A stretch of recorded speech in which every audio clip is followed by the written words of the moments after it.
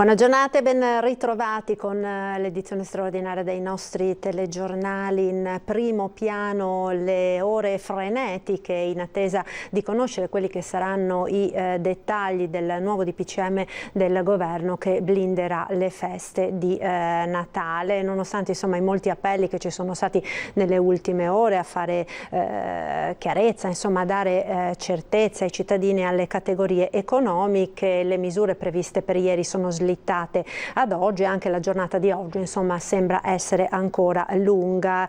Il Premier riunirà i capi delegazione della maggioranza, poi ci sarà il vertice con le regioni, poi in serata alle 18 è previsto il Consiglio dei Ministri, dopo il quale appunto dovrebbero essere note quelle che saranno le misure definitive decise dal governo per blindare il Natale. Allora, per parlare proprio di queste misure abbiamo in collegamento via Skype il sottosegretario alla Presidenza del Consiglio dei Ministri Andrea Martella. Buongiorno sottosegretario, grazie per essere con noi e per averci concesso insomma questi minuti del suo tempo, perché sappiamo appunto, come dicevamo, che sono ore sicuramente molto intense insomma di lavoro. Allora, facendo un Grazie a lei e buongiorno a tutti. Buongiorno, allora facciamo un po' il punto. Si è parlato di Italia Rossa dal 24 al 27, dal 31 al 3, l'ala più rigorista del governo invece vorrebbe diciamo delle misure più stringenti per tutta la durata delle festività natalizie. Verso quale direzione si sta andando? Beh, allora innanzitutto diciamo che le decisioni verranno assunte questa sera in via definitiva. Ci sarà un Consiglio dei Ministri che prenderà le scelte definitive dopo una lunga consultazione con tutti i centri decisionali, dopo aver ascoltato il Comitato Tecnico Scientifico e le regioni. L'idea è quella che lei ha anticipato: maggiori restrizioni durante il periodo natalizio per impedire la circolazione del virus e quindi limitando anche la mobilità delle persone. È ancora da concludere il quadro definitivo rispetto a diciamo un'omogenea zona rossa o qualche possibilità di maggiore apertura in alcuni giorni durante le feste natalizie. E lo si vedrà nelle prossime ore. A questi interventi di carattere diciamo di tutela sanitaria si accompagneranno altri interventi di carattere economico, perché è ben chiaro che alle chiusure di attività devono corrispondere aiuti, sostegni e ristori, come abbiamo fatto fin qui e come continueremo a fare. Ecco, infatti sottosegretario, uno dei grossi nodi è proprio questo dei ristori, no? Perché ovviamente soprattutto in questo periodo dell'anno, che per alcune di quelle categorie che verranno maggiormente penalizzate dalle eventuali chiusure è anche diciamo uno dei periodi di massimo lavoro. Pensiamo appunto a tutto il settore della ristorazione, al mondo del commercio. È chiaro che da quanto abbiamo sentito noi anche in queste ultime ore nel nostro territorio, dove peraltro entrerà in vigore domani l'ordinanza regionale del governatore Zaia che vieta lo spostamento dal proprio comune, con una serie di deroghe che conosceremo con precisione più tardi alle 12:30 durante la conferenza stampa. Appunto vieta lo spostamento dalle ore 14. Dicevamo, no, le categorie che dicono insomma tutta questa confusione, questa incertezza alla fine rischia di creare quasi più danni di quanto non le creino le chiusure. Ma diciamo che è necessario che ci sia una misura di carattere omogenea, perché uno dei problemi è proprio quello di evitare le incertezze per i cittadini.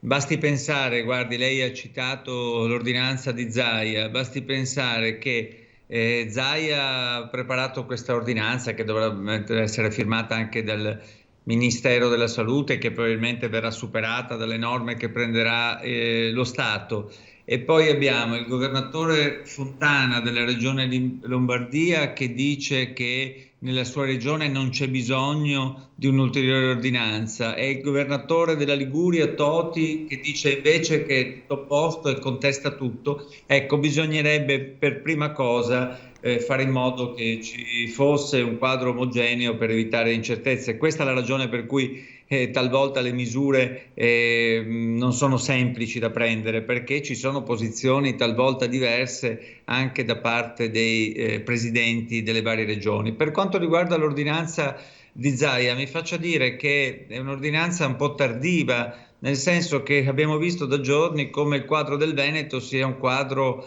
difficile per il numero di contagi, purtroppo per il numero dei morti, per lo stress delle nostre strutture sanitarie. Ora che si faccia questa ordinanza per limitare la circolazione delle persone dopo le 14 appare, diciamo, una misura un po' tardiva e anche che crea qualche contraddizione, ma in ogni caso non è il momento di fare polemiche. La decisione del governo darà, diciamo, un quadro di riferimento nazionale ben preciso al quale dovremmo tutti quanti comportarci. Detto questo, mi faccia dire che possiamo adottare tutte le misure possibili, tutte le prescrizioni, ma questa battaglia si vince solo con la responsabilità da parte di tutti, e molto dipenderà dai nostri comportamenti, dal comportamento di ciascun cittadino. Questo virus non conosce giorni in rosso del calendario,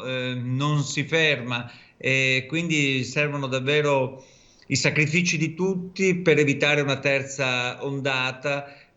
Come ha detto anche il Presidente della Repubblica nel messaggio di auguri al Santo Padre di ieri, queste feste saranno l'occasione di riflessione, di raccoglimento, e noi non dobbiamo mai dimenticarci peraltro il numero alto di vittime che ha caratterizzato questa pandemia nel nostro territorio a livello nazionale e anche in Veneto.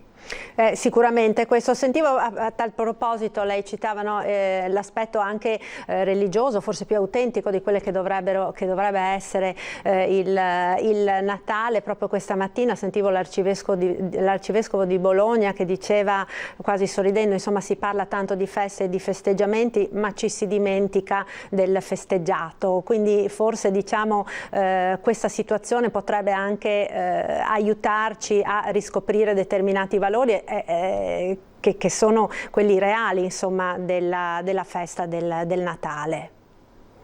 Sì, si riferisce lei giustamente al cardinale Zuppi, sì, che ha usato queste parole che anch'io ho trovato molto, molto autentiche e molto belle.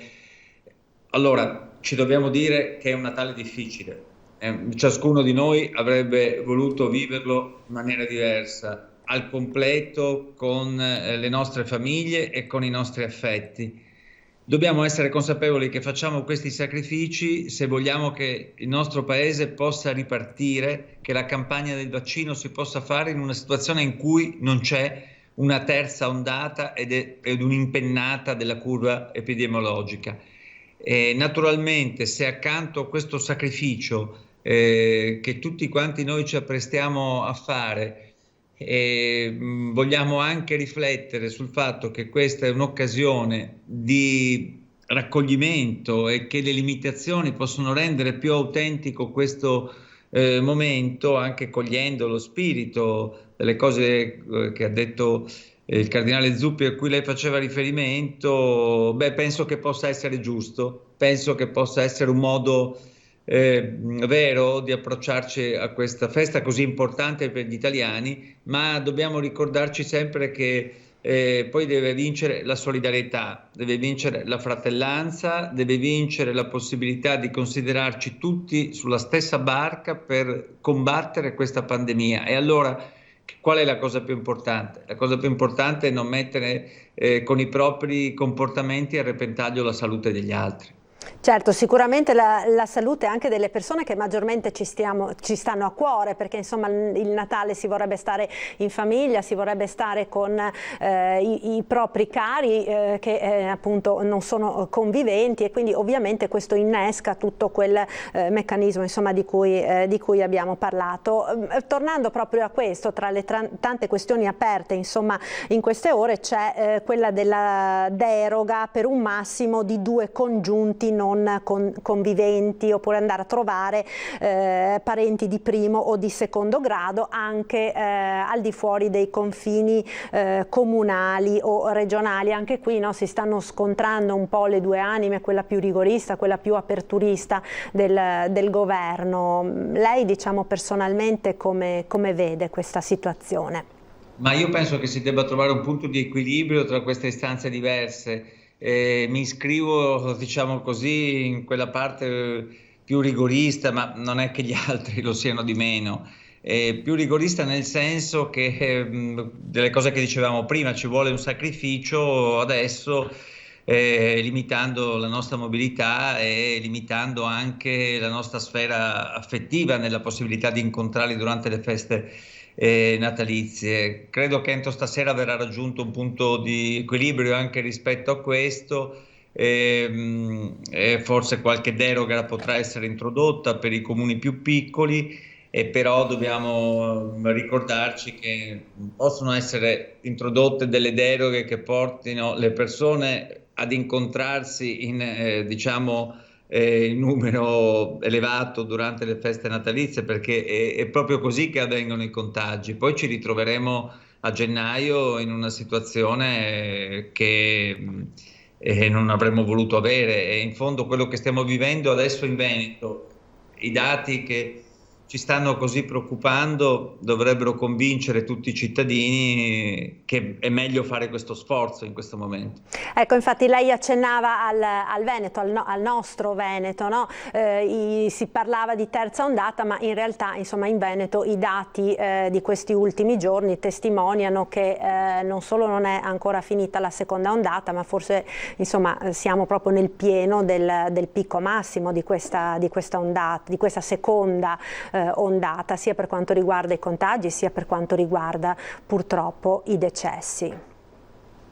Eh sì, purtroppo lo dicevamo prima, questi dati ci hanno molto preoccupato. Il Veneto è la regione che probabilmente ha pagato il prezzo più alto di questa seconda ondata, e il numero di contagi, nonostante l'alto numero di tamponi e il numero di vittime, è stato davvero elevato. Per questo che ho detto prima che era necessaria una presa di consapevolezza da parte di tutti e la massima collaborazione da parte di tutti.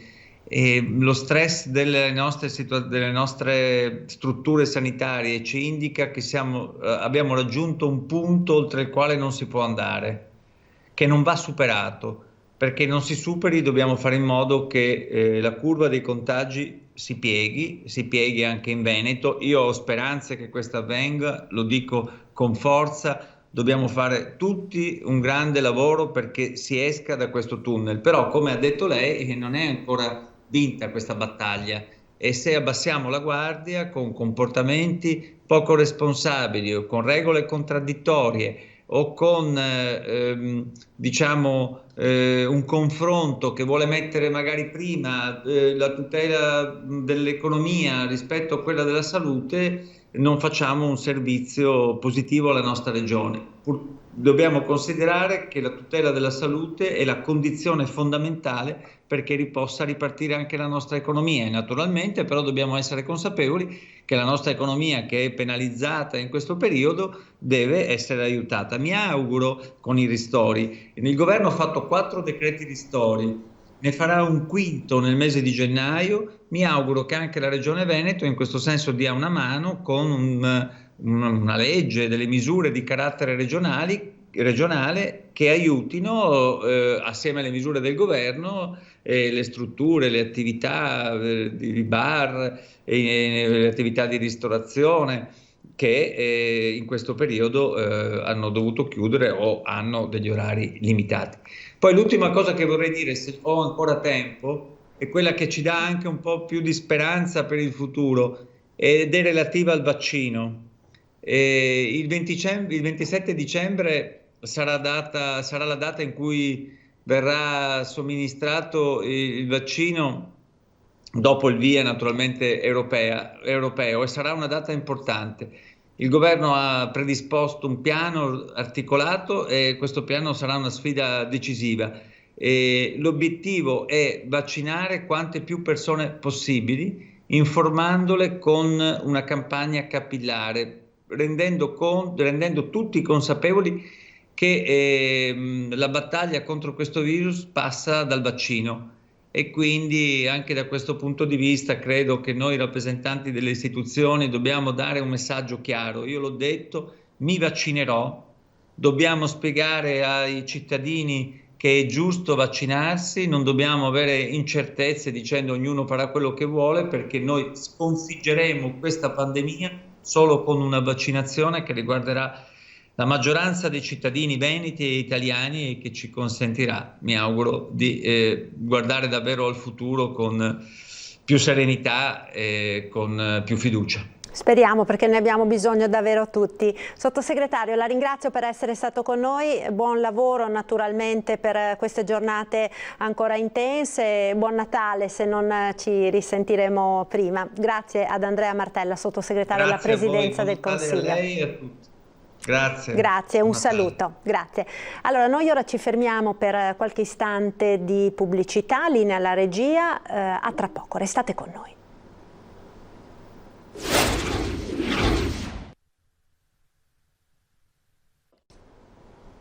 Eccoci nuovamente in diretta, continuiamo a parlare delle nuove limitazioni in vista del Natale. Tra le misure in arrivo da parte del governo, quelle decise ieri dalla Regione e quelle che sono le ripercussioni sulle attività economiche. Abbiamo in collegamento Dania Sartorato della FIPE di Treviso e Giada Di Cosimo di Veneto Imprese Unite. Buongiorno, grazie per essere qui con noi. Allora, non so se avete sentito le parole del sottosegretario, non si sa ancora esattamente che cosa deciderà il governo, se tutta l'Italia rossa dal 24 al 27, poi dal 31 al 3, oppure se delle limitazioni più stringenti durante tutto il periodo delle festività. Di sicuro appunto l'ordinanza di Zaia sappiamo che vieta gli spostamenti dal comune di residenza a partire da domani dalle ore 14, quindi il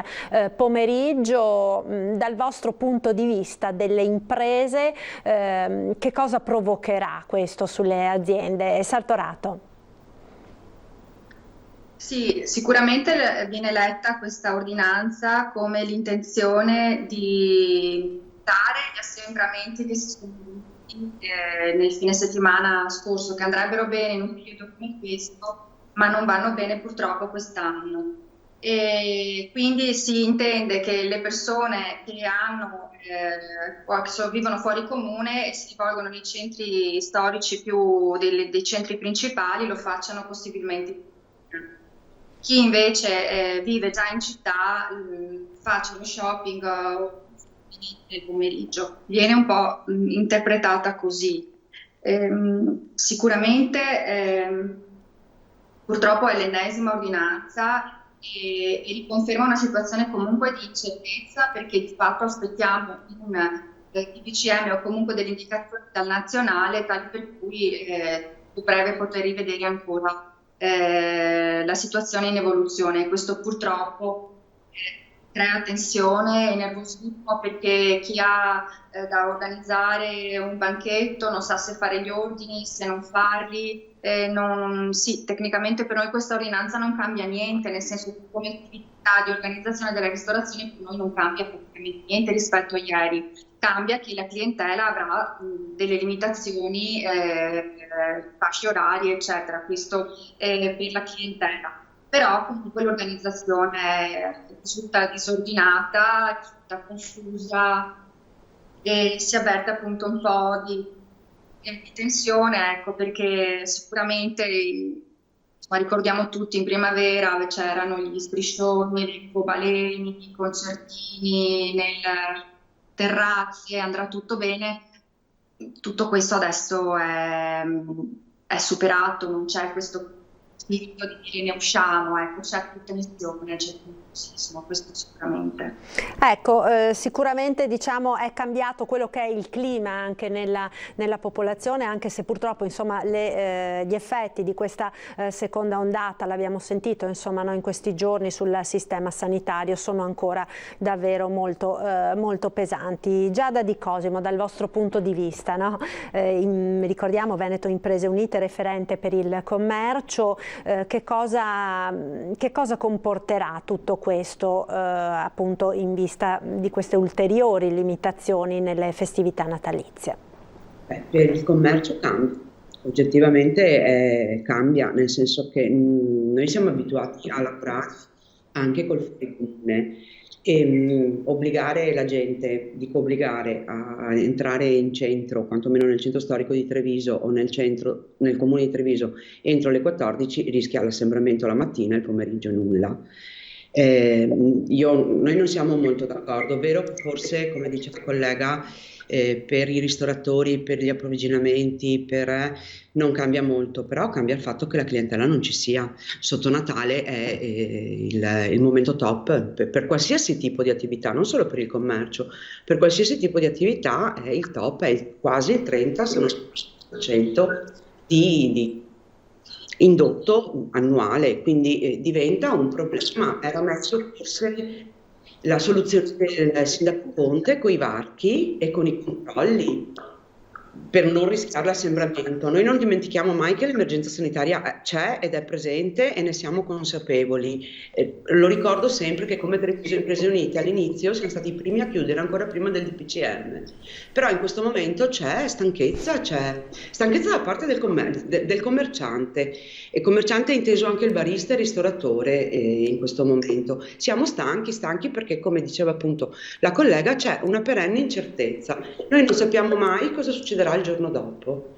Ecco, quindi molti hanno detto no, che queste incertezze, anche il titolo che abbiamo messo a questi collegamenti, no, che le incertezze sono peggio delle chiusure alla fine, perché uno non riesce a organizzare il proprio lavoro, non sa se fare gli acquisti, se non fare gli acquisti, se ordinare la merce, se non ordinarla, se accettare le prenotazioni nel caso dei ristoratori. È così? Sì, per quel che mi riguarda è l'incertezza.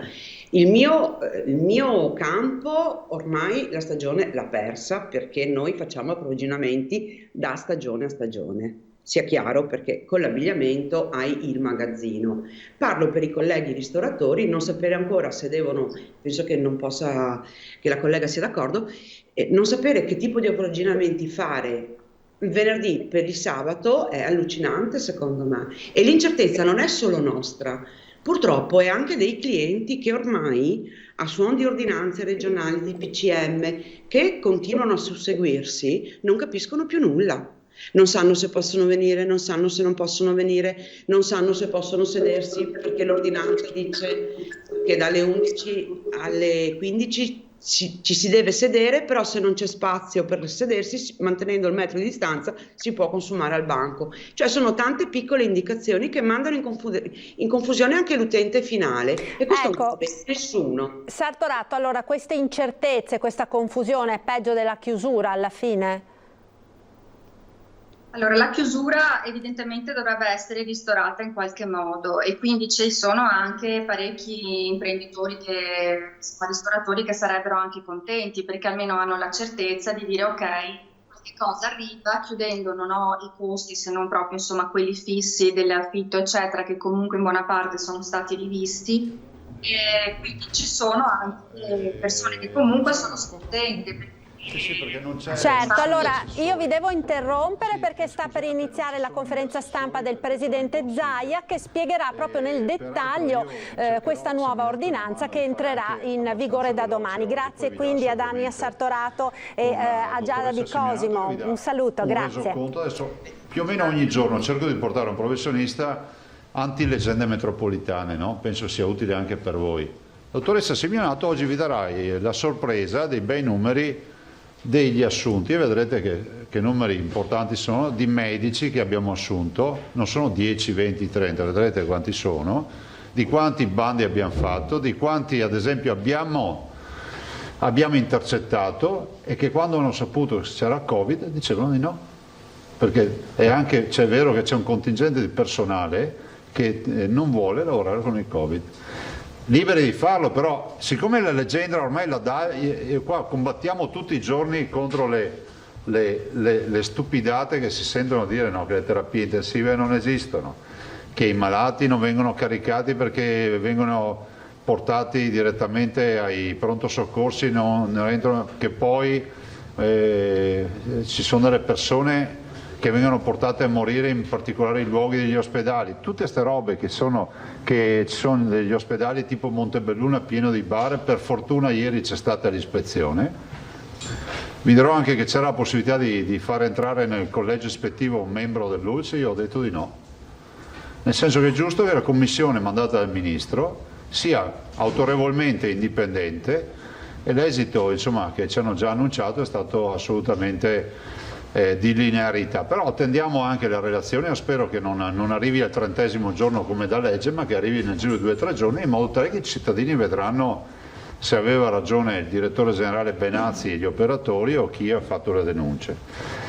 E poi quello del personale, cioè, io mi inquieto a pensare che i cittadini possano pensare che non c'è il personale per colpa di qualcuno che ha dormito, quindi la dottoressa Simeonato, che ha governato tutta la ricerca del personale per le ULSS, oggi vi darà tutti i numeri con delle tabelle, quindi se qualcuno ha qualcosa da dire ci confrontiamo senza problemi. C'è l'avvocato Botteon, che è capo dell'avvocatura regionale, a disposizione poi per eventuali domande, chiarimenti o FAQ del coso, e io vi do il bollettino e poi resto a disposizione per un giro, se potete, veloce di domande, perché purtroppo ci hanno fissato, o no, per fortuna, ci hanno fissato una videoconferenza con 2 grandi temi che sono quelli delle nuove restrizioni, e quindi cercheremo di capire se hanno deciso qualcosa, perché non è dato a sapere, e poi il piano vaccinale, perché entriamo nella fase, diciamo, calda del piano vaccinale, perché vi ricordo oggi che giorno è? Il 18, vuol dire sostanzialmente che fra 9 giorni noi avremo la prima pizza, come si dice, di vaccini, perché sono dei contenitori rotondi con le boccette, con i flacconcini, e quindi si immagina che arriveranno almeno 1 migliaio di vaccini per il click day, definiamolo così, del vaccino, e dopodiché i primi di gennaio, a questo punto i tempi dovrebbero essere quelli, dovrebbero arrivare i primi 190.000. Uso sempre dei condizionali perché non dipende da noi. Sui vaccini vi confermo che noi siamo allineati e coperti, pronti per la vaccinazione con la nostra modalità. Ovvio che stiamo discutendo, perché a livello nazionale ci sono delle proposte di regia che a volte rischiano di smantellare un sistema che funziona. Cioè, è come dire, non so, tutti guidiamo con la guida a sinistra, scusate, una guida a destra, e non è che di punto in bianco puoi dire guidiamo l'inglese, perché qualcuno magari ha anche qualche problema, no? Vi ricordo che noi siamo una delle poche regioni, se non la prima, che si è dotata di un'anagrafe vaccinale, cioè noi per ogni cittadino sappiamo tutto. Ci sono ancora in giro per l'Italia delle regioni che non ce l'hanno o hanno qualcosa di simile. 3.082.455 tamponi molecolari. Nello specifico vi do subito il dato: molecolari sono stati 18.740 nelle ultime 24 ore, più 33.636 di rapidi, 33.636, fanno in 24 ore 52.376 tamponi, cioè che poi danno questi numeri assoluti. Questi sono i rapidi alla mia sinistra. Tamponi rapidi più molecolari nelle ultime 24 ore, 52.376. Incidenza dei positivi 8%. Numero dei positivi ad oggi 209.220.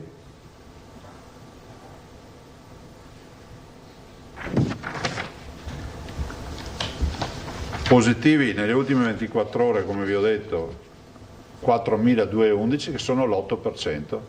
Anche domani saremo la regione con più positivi d'Italia. Scusate, io continuo a dirvelo, io so che fa sorridere, ma mettetevi nei nostri panni, che ancora oggi guardiamo una tabella e non sappiamo quanti tamponi in realtà fanno tutti gli altri. Cioè, abbiamo chiesto al Ministro che faccia una tabella dove si veda una colonna con i test molecolari, una con i test rapidi e a fianco ci sia il numero di positivi.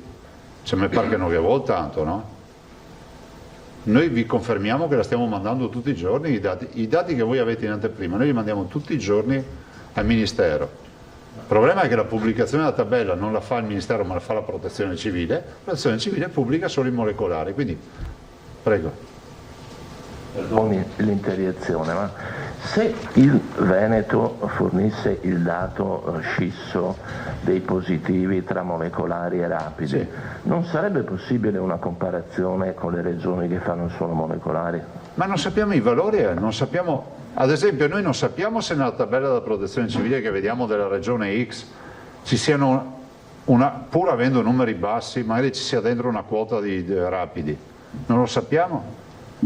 Magari scopriamo che ci sono regioni che fanno 60.000 tamponi al giorno, non l'ha mai detto nessuno, a noi non risulta, ma magari può anche accadere.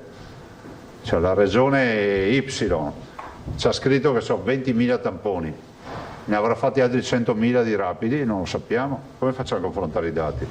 Guardate che è difficile parlare dal punto di vista epidemiologico non avere questi dati. Tant'è vero che avete visto il dibattito sul 18% che poi è sparito subito l'altra sera. Totale positivi oggi 98.014.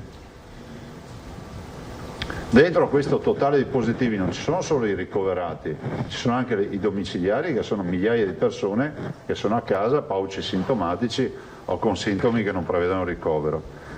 Vi ricordo che degli accessi al pronto soccorso si calcola che almeno un 65-70% di Covid torna poi alla cura domiciliare, cioè c'è una prima visita, poi si torna alla cura domiciliare. I ricoverati oggi in totale sono 3.298. È stato un signore che mi ha detto, ma lei dice sempre che sono più impegnativi. Guardate, ve lo do io una cifra per rendere. Questi pazienti qui drenano rispetto a una media di pazienti ordinari almeno il doppio di letti, cioè è come avessimo occupati 6.000 letti rapportati ai team che dobbiamo, cioè per questo pesa tanto, no? Allora questi 3.298 sono così distribuiti e così vedete anche le curve cosa stanno facendo. Sono 365 in terapia intensiva, meno 13, e 2.933 in area non critica, meno 20.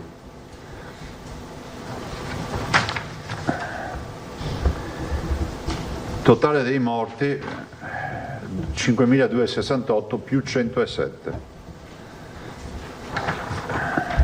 Dimessi 9.245.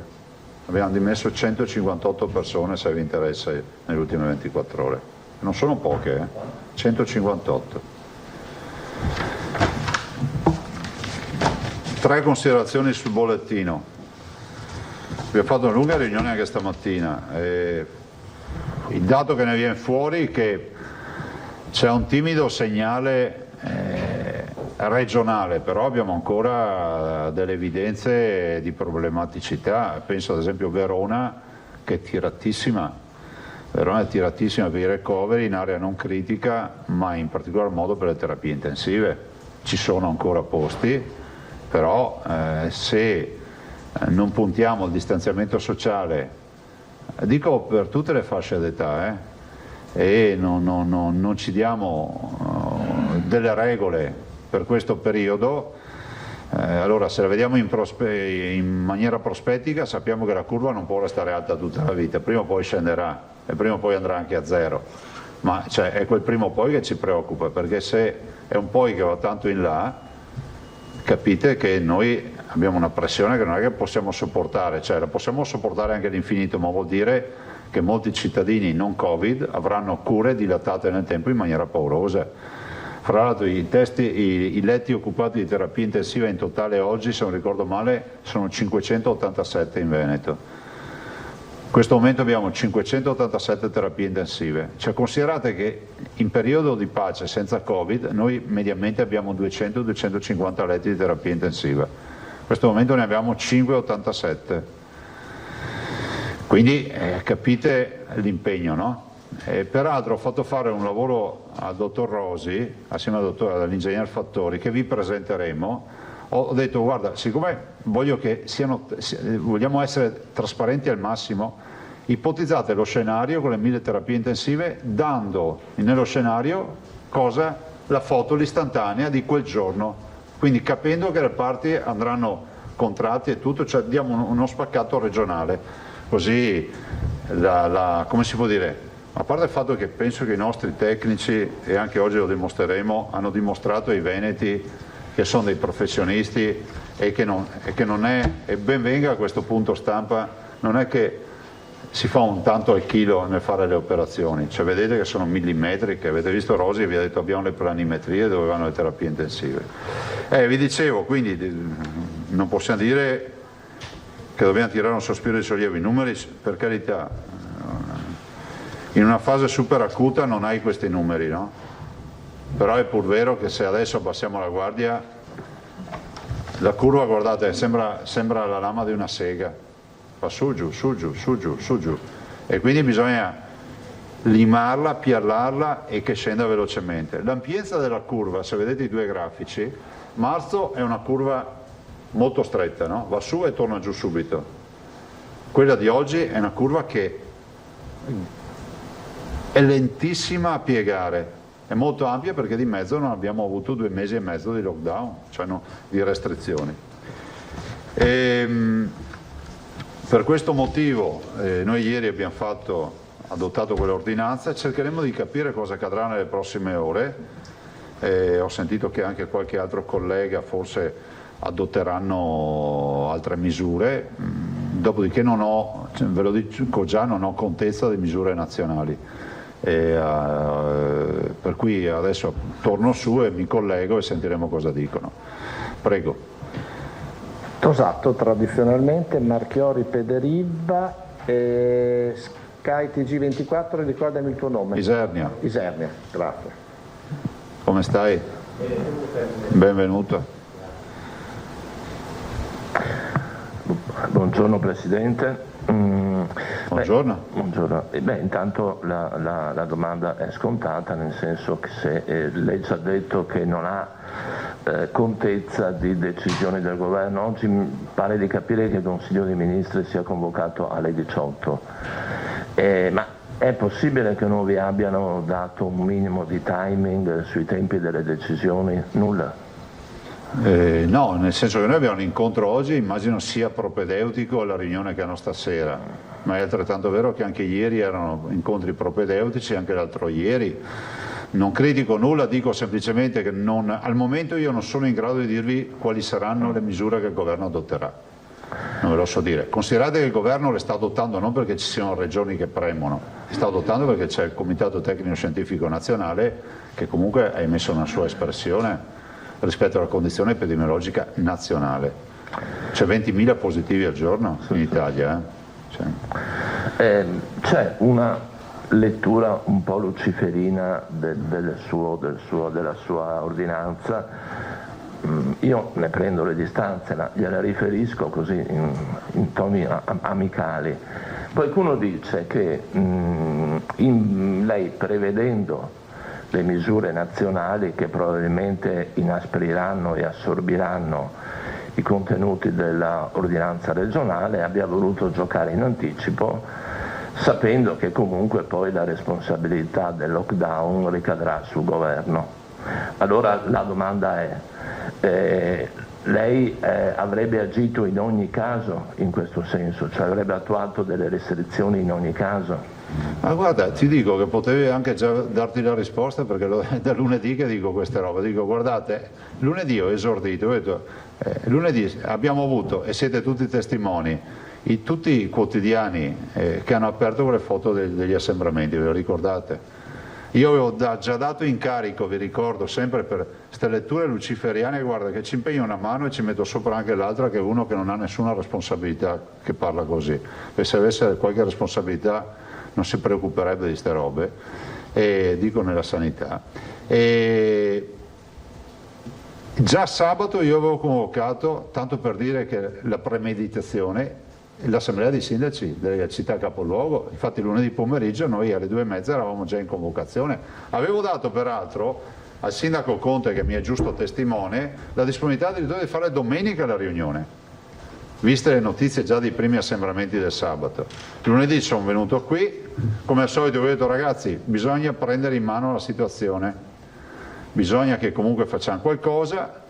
È partito un dibattito nazionale contemporaneamente dicendo che il governo voleva fare le restrizioni. Sono state fatte infatti le prime riunioni con i governatori, ci sono state anche delle prese di posizione di responsabilità, perché i governatori hanno detto se c'è un pericolo siamo qua, e poi da lì onestamente all'inizio parlavano di restrizioni da sabato, perché questo era il vero tema, di misure, non vi dico bianche, rosse, arancioni, ma che il tema fosse anche il fine settimana. E questo, guardate, nessuno può smentirmi, il ministro Speranza l'ho detto in più occasioni, cioè i fine settimana agli assembramenti.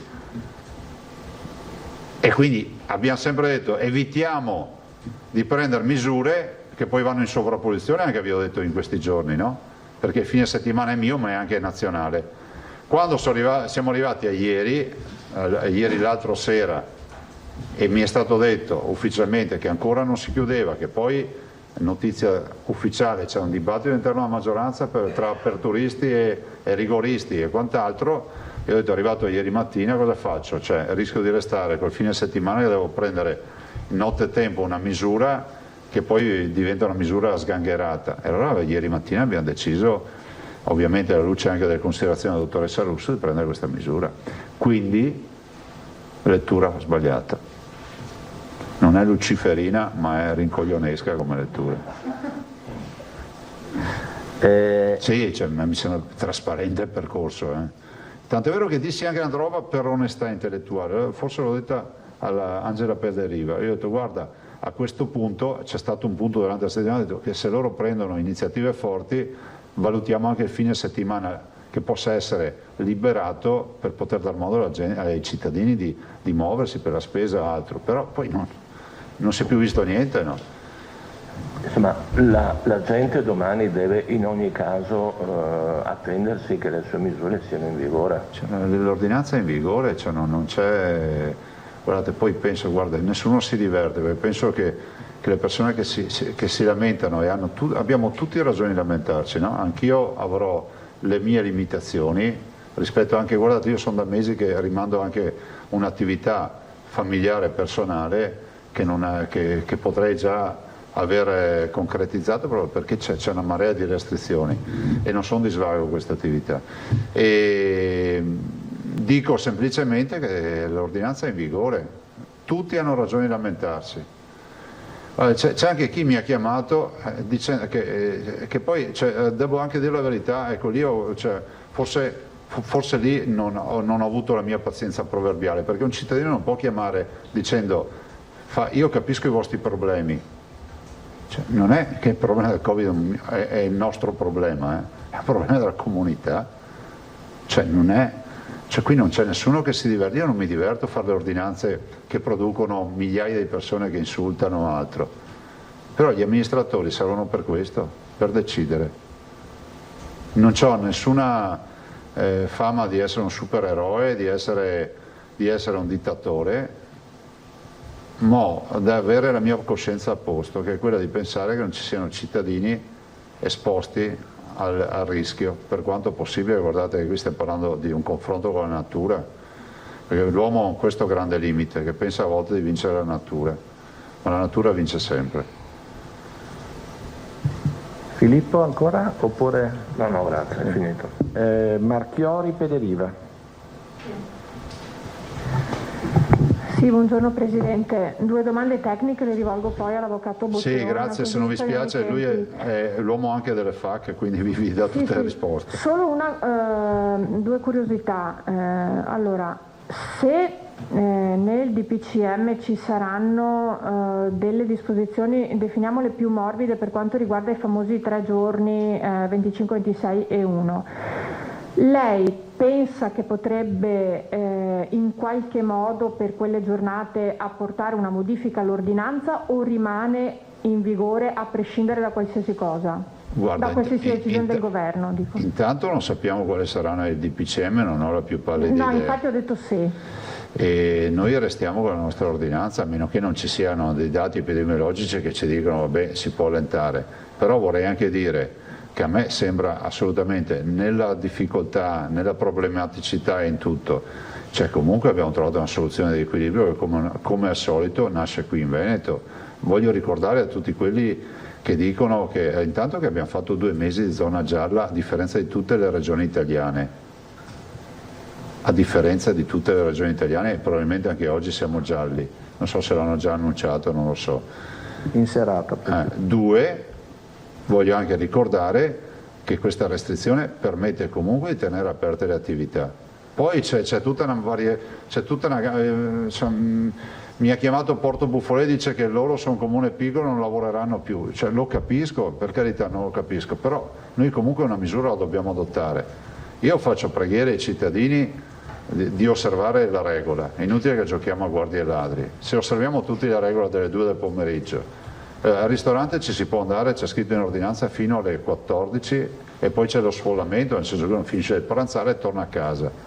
Se vai a pranzo, se vai a fare la spesa, abbiamo visto quali sono le regole, cerchiamo alla fine dalle 2 del pomeriggio alle 5 del mattino successivo di restare nel nostro territorio comunale. Perché? Ci sarà una FAQ che lo spiega, perché dalle 10 alle 5 non si può uscire di casa, ma non lo dice la regione, lo dice un DPCM nazionale, cioè il coprifuoco dalle 22 alle 5 del mattino.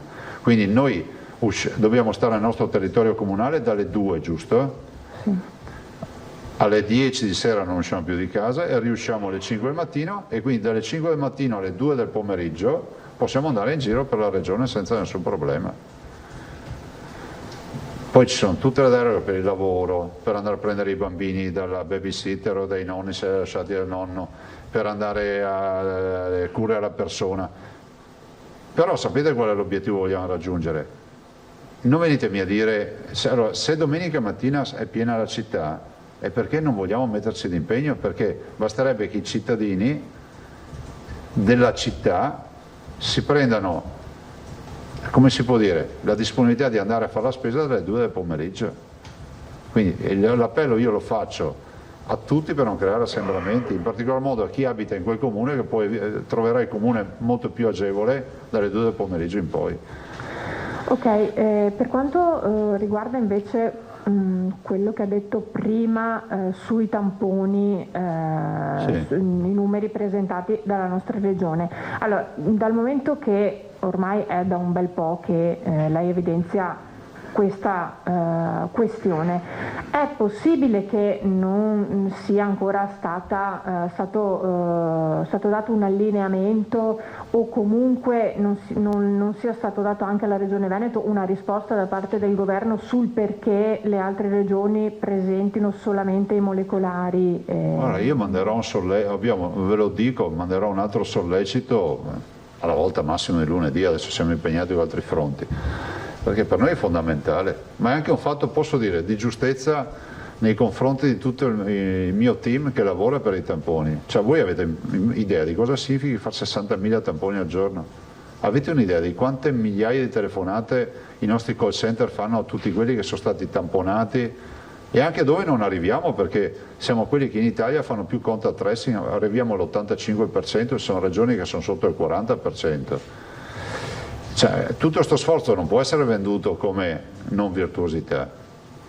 Cioè, siamo passati da 2.100 tamponi di marzo a 60.000, oggi ne abbiamo fatti 52.000, 53, non mi ricordo quanti.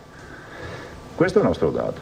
per cui risolliciteremo, ma non per provocare, per avere dei dati omogenei, per capire se siamo in linea con i dati delle altre regioni oppure no. Questo ci serve anche dal punto di vista epidemiologico.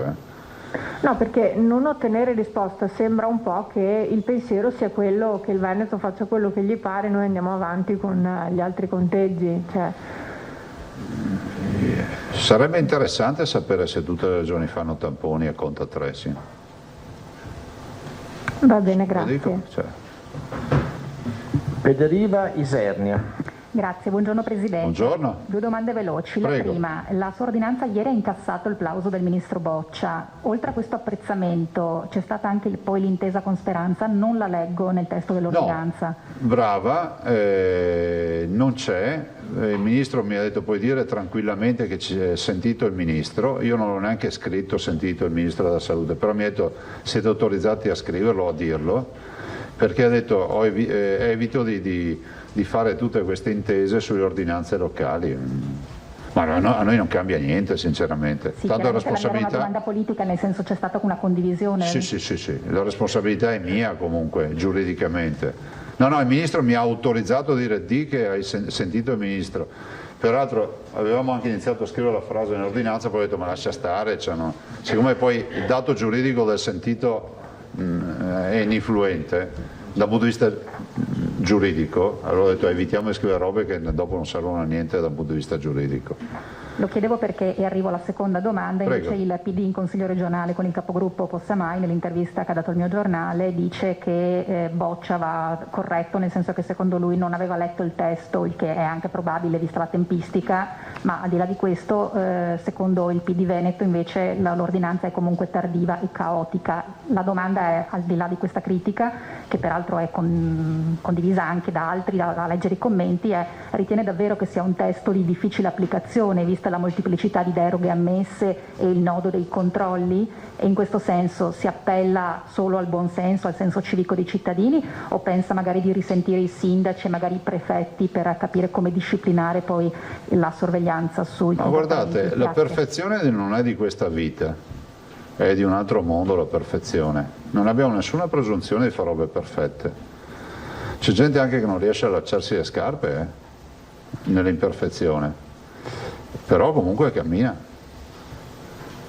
Allora io dico, nessuno ha presunzione di essere come si può dire, un maestro di ordinanze. Noi cerchiamo di fare il nostro mestiere, che è quello di portare fuori il Veneto da questo casino. I sindaci peraltro non mi risulta che siano contrari, perché comunque l'ANCI si è espresso. Ho visto, anzi, e mi congratulo con i sindaci e l'ANCI in generale, il sindaco Conte, ma anche con il sindaco Giordani, il sindaco, insomma tutti i sindaci, Rucco, Gaffeo, Jacopo Massaro, insomma tutti, Sborina, tutti i sindaci, Brugnaro, insomma tutti i sindaci del Veneto, li ho citati tutti, sì.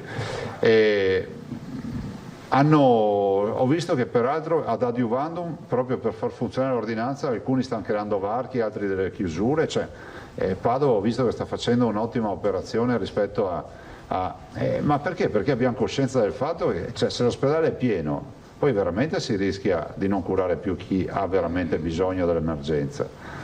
Questa è la nostra preoccupazione. Quanto al PD, lo chiedo a una cronista attenta, se mi porti una notizia positiva sulla Regione negli ultimi 10 anni ti do un premio. È il gioco delle parti, Presidente. Vedi, e ora il premio. Guadagnato. Isernia, se così ti sentono anche in diretta, grazie.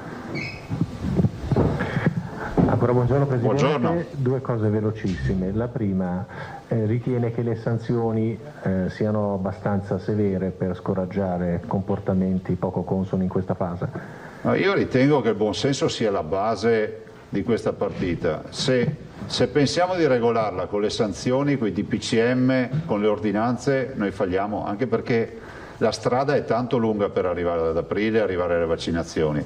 Per cui il mio appello lo faccio a buonsenso, non ai controllori.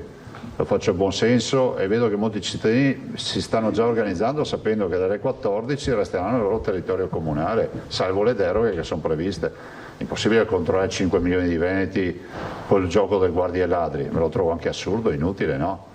Se avremo sabato e domenica pomeriggio le città strapiene di gente che viene fuori comune, ne prendo atto, vuol dire che chi è causa del suo male pianga se stesso, cioè 3.300 ricoverati non sono pochi, li stiamo curando, non prendiamo in carico tutti i pazienti, non abbiamo nessuna notizia di pazienti lasciati a piedi, però questa è la situazione. L'altra cosa è una richiesta, se può aiutarmi a capire quello che sta succedendo in Veneto. Voi eravate fino al 5 di dicembre, non eravate messi in questo modo, nel senso che ora siete passati dai primi della classe all'ultimo posto. Volevo capire, lei più volte ha detto noi facciamo tamponi record e lo sforzo l'ho appena descritto. Io vorrei capire se quello che dice per esempio il professor Crisanti si ritrova nel suo giudizio. Ieri ci ha detto che in Veneto si è fatto troppo uso, si è poggiato troppo la regione sui tamponi veloci. Questo rischia di trasformare una barriera, per esempio quando si entra nella RSA, in una groviera. I morti sono un segnale che il virus è particolarmente diffuso sul territorio ed è il numero dei morti, quello che ci spiegavano appunto gli esperti, che dà il segnale come non sia sufficiente fare molti tamponi se poi questi tamponi non sono quelli giusti. Allora, non replico nessuno, se è un'altra domanda, grazie. No, allora generalmente mi può spiegare cosa sia successo? No, capisci che non potrebbe essere utile la mia replica perché io non replico a uno scienziato. Cioè Ma riprenderebbe le stesse misure che ha utilizzato sino ad oggi? È questo? Quali misure? I tamponi, questo tipo di tamponi, questo tipo di... rimarrebbe in zona gialla, insomma. Premesso che non mi permetto di fare una replica perché il livello di uno scienziato rispetto al mio, io sono un umile servitore, cioè non sono un uomo di scienza, quindi chiudiamo questo capitolo. Dopodiché dico che il piano di sanità pubblica a livello nazionale è chiaro sull'uso dei tamponi rapidi, peraltro è in arrivo a ore, a minuti, anche la nuova definizione di caso secondo l'ECDC e quindi anche rispetto alla conferma del rapido con il molecolare. I tamponi rapidi sono nei prontuari, sono nelle validazioni, punto. Se qualcuno pensa che i tamponi rapidi poi non abbiano delle certificazioni prese dal Ministero della Salute che non sono giuste, non lo so, io non so cosa dirti, è un dibattito, vorrei spiegare che non è che li stiamo utilizzando solo noi. Faccio un esempio. Il collega Bonaccini ne ha comprati 2 milioni solo in queste ultime settimane per fare i tamponi rapidi nelle farmacie. Ho letto da qualche parte che la Sardegna ne ha comprati 1,5 milioni. Tutti fanno tamponi rapidi, nel senso che la diagnostica si è evoluta. Quindi ma non sono io che devo stare qui a interloquire sui tamponi. No, era solo per capire cosa è successo in Veneto. Questa è un'altra domanda, non me l'avevi fatta. Allora, cosa è successo in Veneto? È esattamente accaduto quello che accade con un virus, con una forza come questa. Non abbiamo innanzitutto, è bene ricordarlo, modificato la strategia, ma aumentato la strategia. Siamo passati da 2100 tamponi rapidi, molecolari di marzo, avendo noi rinforzato tutte le microbiologie, oggi abbiamo un potenziale che può arrivare al massimo, ma tiratissimo, non ci siamo mai arrivati a quella cifra, 30.000 tamponi rapidi, non se ne fanno di più. Abbiamo comprato macchinari, abbiamo messo in fila 14 microbiologie. A questi, aggiungendo i rapidi, mediamente facciamo 55-60.000 al giorno. Penso siamo gli unici in Italia che fanno così tanti tamponi.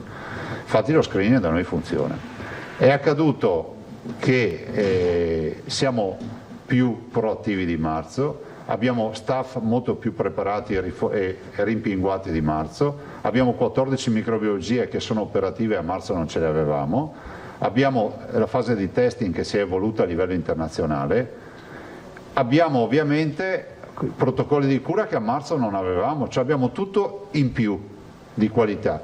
La verità è che il virus questo giro è iniziato ad esordire a nord-ovest, e vi ricordo che è partito in Piemonte barra Lombardia, 7.000 morti Piemonte, oltre 7.000 morti Piemonte, oltre 23.000 morti in Lombardia, poi Liguria, oltre 2.500 morti a Liguria, poi è passato al nord-est e quindi è interessato, parte già nella prima fase l'Emilia Romagna 6.000 e più morti, poi il Veneto siamo a 5.300 morti e quindi qui si crea un nuovo bacino al nord-est. In questo momento è qui da noi in maniera importante Trento, Veneto, Friuli Venezia Giulia, Carinzia e Slovenia. È il virus.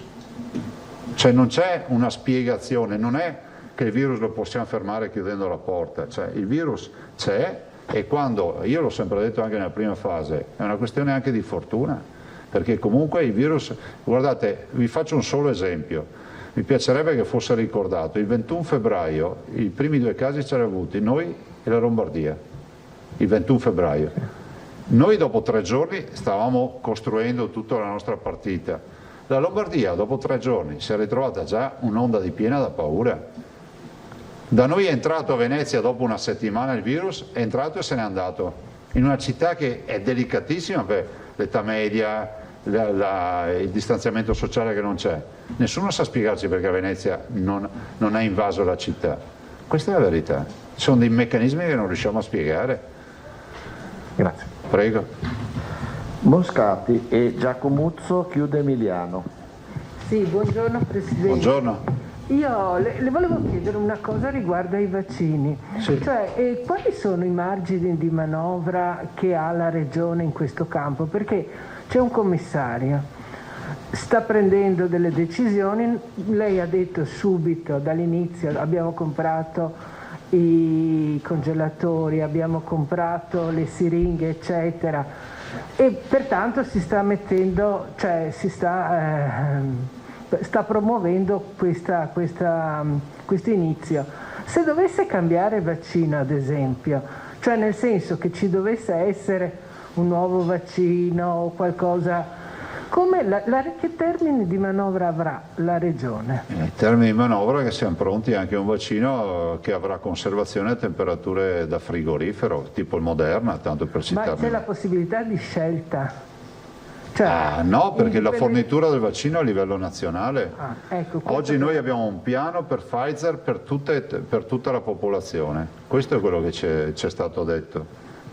Per cui se anche domani arrivasse qualcosa di diverso, la Regione autonomamente non può fare... Ad oggi la fornitura è nazionale. Io poi non le so dire se magari accadrà che fra un mese ci sarà talmente una liberalizzazione sui mercati che diranno alle regioni arrangiatevi perché il vaccino c'è dappertutto, ognuno faccia le sue valutazioni. Però come accade per l'influenzale non è che noi andiamo a comprarci il cinese a influenzale, cioè oggi noi abbiamo questo vaccino. E il fatto che molta gente stia andando a vaccinarsi fuori, per esempio, è una cosa che abbiamo notato tutti, cioè i cinesi sono andati via, sono andati a farsi il vaccino in Cina. Sì, sono tutti chiusi i negozi cinesi. È possibile, ho visto anche delle interviste di alcuni cinesi che hanno detto l'ho fatto a casa. Ma anche gli italiani possono, anche i veneti? Ci sono degli italiani che hanno fatto il vaccino cinese, di Veneti che hanno fatto il vaccino cinese andando a Dubai, ma non perché erano lì per lavoro e lì ad esempio si è provveduto alla vaccinazione, alla possibilità di vaccinarsi. Ha la stessa validità per quanto dovesse... Mi fermo qui. Va bene. Non so. Va bene, grazie. Prego.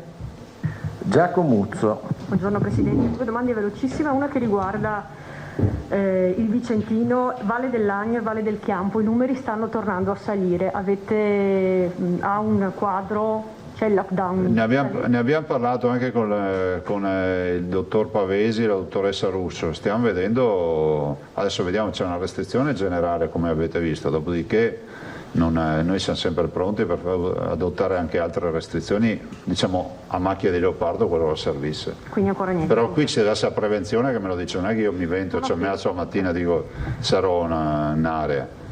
L'altra cosa, Verona è in ginocchio, nel senso che in ospedale gli accessi e i ricoveri non stanno calando, ci sono tantissimi morti, possiamo definirla la nuova Bergamo della seconda ondata? Prego. Avete presente la storia di Bergamo? Allora vi rispondete da soli. No, nel senso che comunque è una situazione molto critica e molto... Guardate, al di là, peggiore in Veneto. io penso che ci voglia però anche un po' di amore per il Veneto, perché già c'è un mese che con questa storia dei positivi sui tamponi siamo diventati quelli che hanno il più alto numero di positivi. Poi Montebelluna con le bare che non c'erano, e io spero che arrivi presto anche la relazione. Adesso Verona è oggetto ovviamente di un attacco, diciamo, del virus in maniera pesante, però io dico che la domanda e il paragone a Bergamo, se si conosce cosa è accaduto a Bergamo, si capisce che non c'entra niente. Mi segnalano che ci sono freezer per i morti fuori dall'ospedale di Legnago. Cioè, sono i container? Sì, quindi insomma ce ne sono tanti. A Bergamo sapete cosa è accaduto? No, allora. Presidente, chiaro, però comunque... A Bergamo non si ricoverava più nessuno, cioè ne fermi, brutta espressione. A Bergamo avevamo notizie che c'era difficoltà, c'erano le ambulanze in coda, vi ricordate le scene, no? Dai. Siamo ancora lontani, lei dice. Ma perché volete sempre cercare i paragoni? Il titolo. Cioè, ma non è questione di titolo, è che c'è tanta tensione e c'è tanta paura anche lì, perché i cittadini si vedono... A Verona la situazione è una Verona di contagio importante, dove tutti i pazienti vengono presi in carico, cosa che non mi sembra accadesse da altre parti in giro per l'Italia. Appunto, ma non è un confronto con Bergamo e mi costringete a farlo, che trovo anche indelicato farlo e ho il massimo rispetto della Lombardia, ma cioè, avete capito? Cioè, avrei volentieri evitato di rispondere a una domanda del genere. Prego. Emiliano. Presidente, buongiorno. Due temi. Uno lo rivolgo a lei, visto che è più una concessione che le chiedono. Prego. Dei canili del territorio, e l'altra poi all'avvocatura come tecnicismo. Senta, i canili del territorio mi chiedono se, utilizzando lo strumento dell'autocertificazione, è possibile proseguire le visite adottive, perché avevano pianificato tutto e adesso la questione di uscire dal territorio dopo le 14 diventa problematica. Faremo un approfondimento giuridico. La ringrazio, che la so, insomma... Perché sapete che queste sono regole anche nelle zone rosse, nei lockdown. Mi ricordo una norma che prevedeva che il ritiro del cane, del cucciolo, in lockdown addirittura, fosse possibile, perché sennò cresceva e c'era il tema. Qui è più la visita che potrebbe poi portare appunto all'adozione. Lo verifichiamo, Vi ringrazio. Poi il secondo tema con l'avvocatura. Grazie Presidente. Vi è sufficiente? No? Concludiamo con Bonet e Pettenò. Sì, Presidente, una domanda rapidissima sul tema purtroppo dei morti. Cioè, è sempre un tema un po' delicato da trattare, perché ci sono giustamente molte sensibilità e famiglie e storie, però diciamo così, a livello di fredda statistica sanitaria, lei con i suoi tecnici ha rilevato un'anomalia nel numero dei morti in Veneto, nel senso che l'impressione che ho io è che i numeri siano molto alti rispetto alla media nazionale e ai risultati che ci arrivano dalle altre regioni, però onestamente non ho paragoni di confronto quotidiani, quindi la prima domanda è: in base ai vostri calcoli il Veneto è un caso in questa fase qui un po' anomalo rispetto a questo numero? E se sì, e cioè se abbiamo tanti morti e più morti delle altre regioni, per quale motivo? Questo, se l'avete... Ma guarda, io ti dico questo, che il tasso di mortalità rispetto al novembre e dicembre dell'anno scorso è più 44% più o meno, e sicuramente è un dato anomalo se lo guardiamo, come si può dire, in maniera circoscritta e in un ambito temporale molto circoscritto e definito. Io non mi riferivo all'anno scorso, che è chiaramente col Covid, mi riferisco alle altre regioni, cioè in Veneto ci sono più morti che in questo momento in Emilia, in Lombardia, questo volevo capire. Guarda, allora ti dico che rispetto alla statistica diciamo generale, noi siamo oggi al 9° posto in Italia per numero di morti Covid su abitante. Abbiamo lo 0,10% contro il primo della classifica che ha 0,25%. Questo è il dato ufficiale, aggiornato al 16 di dicembre. L'abbiamo fornito l'altro giorno, infatti. Sì. Quindi questo è il dato ufficiale. Se poi facciamo un focus in questo periodo, non ti so dire, nel senso che bisognerebbe vedere il numero di morti per abitante che hanno anche altre regioni. Certo è che noi siamo, come si può dire, siamo già concentrati e preoccupati di venire fuori da questo. È ovvio che dietro alla presenza dei ricoveri si trascina ovviamente tutto quello che ne è del discorso della mortalità, che sarà la curva che scenderà più lentamente delle altre, anzi per ultima rispetto a tutto.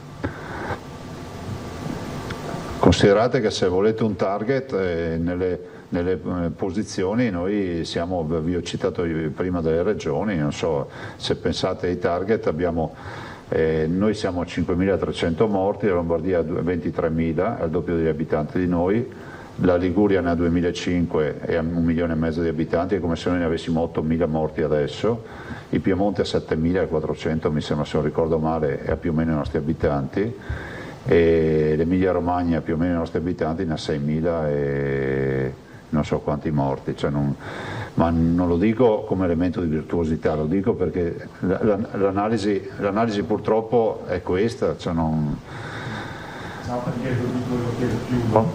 perché appunto essendoci questa querela irrisolta sul tema dei contagiati e del numero dei tamponi, di fatto gli unici benchmark omogenei per verificare la situazione nella nostra regione rispetto al resto del territorio nazionale purtroppo sono i ricoveri, le terapie intensive e i morti. Allora, la tabella della mortalità ci dice che noi siamo l'ottava, nona regione in Italia per numero di morti Covid.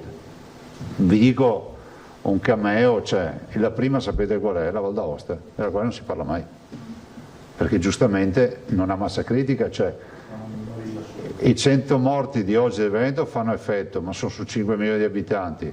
Una regione che ha 1 milione di abitanti ne fa 50 morti, uno dice a metà del Veneto, no, in proporzione ne ha 5 volte di più, 4 volte di più, avete capito.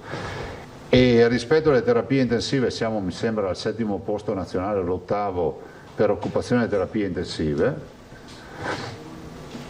E rispetto al dato dei positivi mi rifiuto è indecifrabile. Sui ricoveri, ecco, dovremmo avere un dato sui ricoveri, ve lo faccio avere. Sì.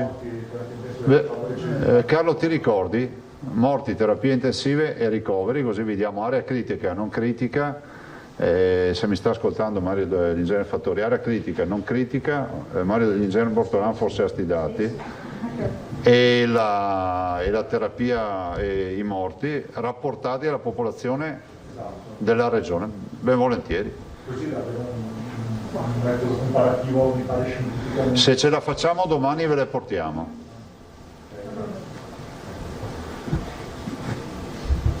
E chiudiamo con Pepe No.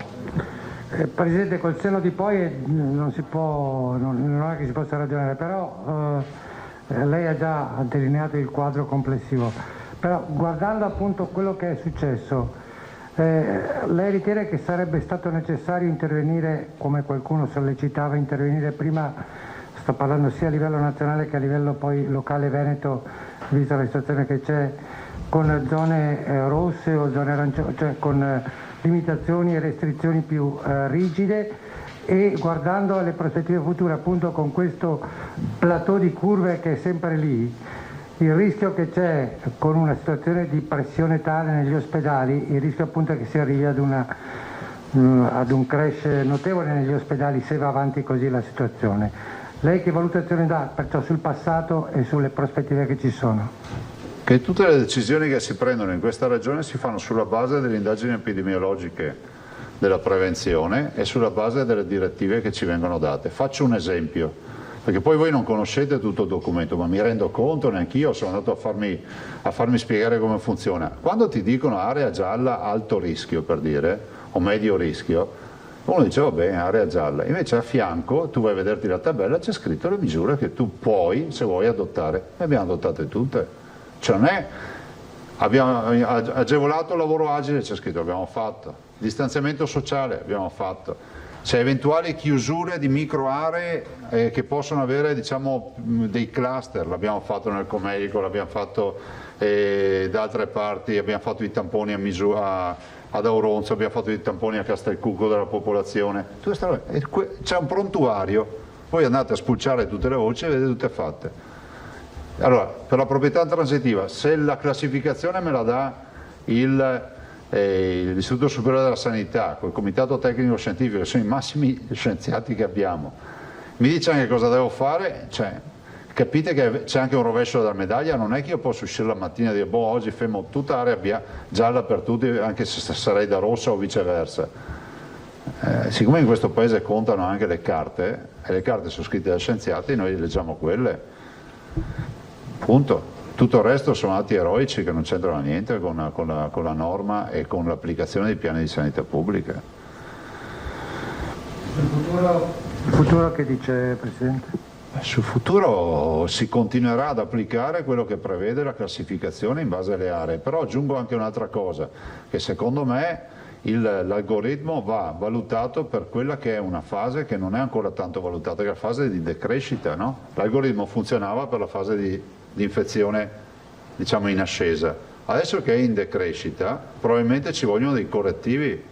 Se vogliamo che scenda più velocemente, l'algoritmo, a mio avviso, sulla fase discendente va modificato, perché sono due fasi distinte, no, della curva. Terza ondata, qualcuno parla già. Ma io, dice che le ondate non ci sono. Ma io penso che sia, da un punto di vista epidemiologico, è un assurdo, nel senso che l'ondata inizia e finisce, qua non è mai finita. Non abbiamo mai avuto il paziente zero, al contrario, no? L'ultimo paziente. Avremo, guardate, questo sali-scendi fino a quando non arriverà la buona stagione di aprile, le vaccinazioni.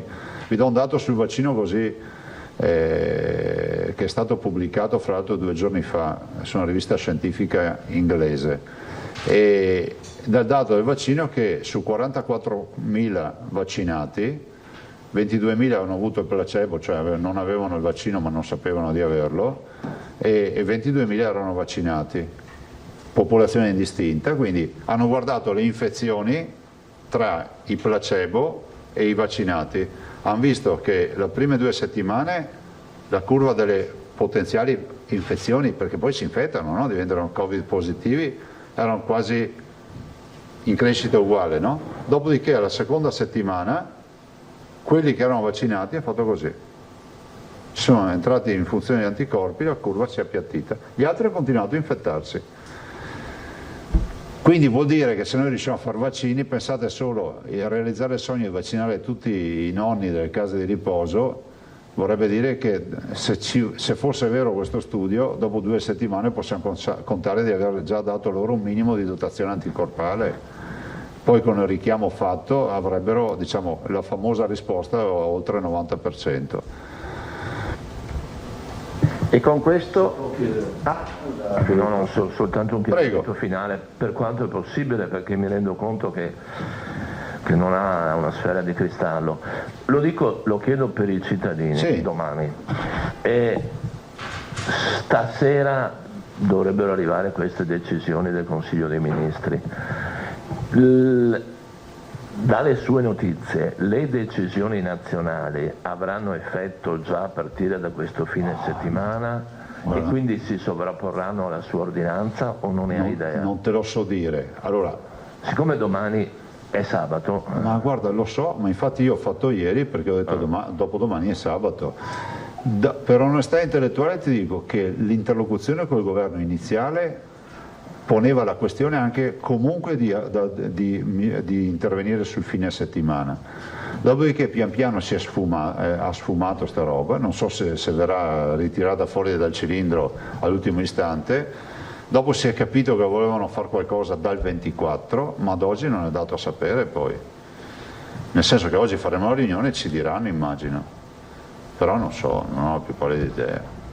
Grazie. Grazie a voi. Vi lascerei subito alla dottoressa Simeonato e poi l'avvocato Botteon alla fine se avete ulteriori domande. Grazie. Buone date, dottoressa Simeonato. Si metta qua. Grazie. Arrivederci. Grazie Presidente, buongiorno a tutti. Allora, da fine febbraio, per fronteggiare l'emergenza Covid, ci siamo riorganizzati come azienda zero anche in materia di personale ed abbiamo avviato una serie di misure straordinarie per poter reperire in maniera veloce, snella, tutta una serie di figure extra dotazione organica, quindi figure assunte, si sente? Figure appunto assunte, come dicevo prima, in via del tutto straordinaria per far fronte all'emergenza. Da fine febbraio ad oggi abbiamo acquisito 2.954 professionisti con queste appunto misure, di cui questi professionisti 1.182 medici.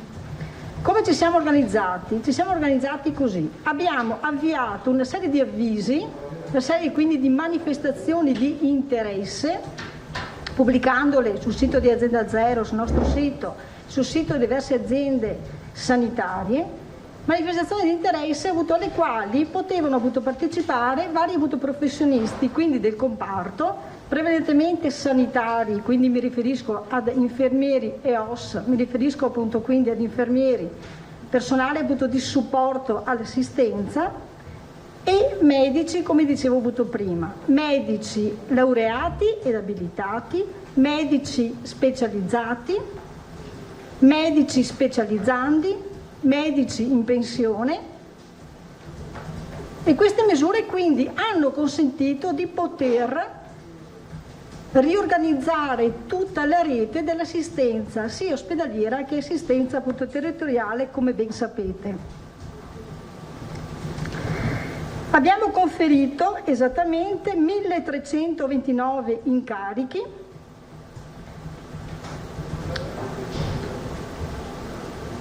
e le maggiori difficoltà riscontrate, come faceva cenno prima il Presidente, sono state esattamente queste, perché dei 1.329 incarichi abbiamo ricevuto 4.213 domande, quindi 4.213 manifestazioni di interesse, che non sono andate però tutte a buon fine, prevalentemente perché il professionista, una volta interpellato, una volta esaminato il curriculum, non ha manifestato interesse all'incarico, in quanto spesso chiedeva di essere assegnato ad un'area non Covid. Queste ovviamente sono misure straordinarie che la Regione ha posto in essere proprio per fronteggiare invece l'emergenza. Faccio un appello comunque che a tutti quanti i professionisti, che qualora volessero presentare domanda, le manifestazioni di interesse vengono pubblicate quotidianamente al nostro sito, e ogni giorno Azienda Zero trasmette i curricula che riceviamo alle aziende sanitarie. Sì. Interrompo, ma non riesco ad andare avanti, se no io non mi capisco quei numeri, nel senso che lei ha detto che avete fatto 2.954 manifestazioni di interesse. No, vado dopo, le spiego bene se posso. Allora, 2.954 sono le assunzioni straordinarie assunte per fronteggiare l'emergenza Covid. Delle 2.954, sì. Okay, abbiamo 1.329 incarichi conferiti a seguito delle manifestazioni di interesse, quindi si tratta di incarichi libero professionali o COCOCO. Abbiamo poi, continuo col ragionamento, assunto a tempo indeterminato extra turnover, quindi oltre la dotazione organica, 1.233 dipendenti. Oltre a questi, assunto a tempo determinato altri 392 dipendenti. Complessivamente queste tre distinte misure, manifestazione di interesse, okay, assunzione a tempo determinato e a tempo indeterminato, okay, rappresentano una dotazione extraorganica finalizzata all'emergenza Covid pari a 2.954 professionisti. Non so se sono stata chiara o se... Chiedo scusa per quando si parla di numeri dopo. No, adesso mi pare di sì. Okay. Ok, adesso sì. Quindi sostanzialmente abbiamo tre categorie. Tre categorie. Il COCO, gli indeterminati e i determinati. Abbiamo... La somma di questi tre mi dà i 2.954. 2.954. COCO, il libero professionista è una categoria, i indeterminati e i determinati. Quindi questo ovviamente tutto extra ha avuto turnover finalizzato a Covid. Leggo negli occhi della dottoressa, poi gli diamo una tabellina così. È più semplice dopo da capire. Sì, okay. Beh, indubbiamente.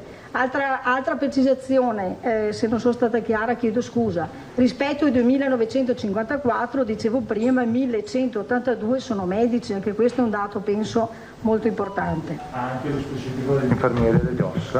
Guardi, in questo momento qua no, però dopo vedo, casomai ve lo fornisco, guardate. Ecco, queste misure straordinarie. Altra però considerazione da fare è che Azienda Zero, che come sapete svolge l'attività in materia concorsuale per conto di tutte le aziende autosanitarie, ha proseguito nella sua attività ordinaria di reperimento di risorse.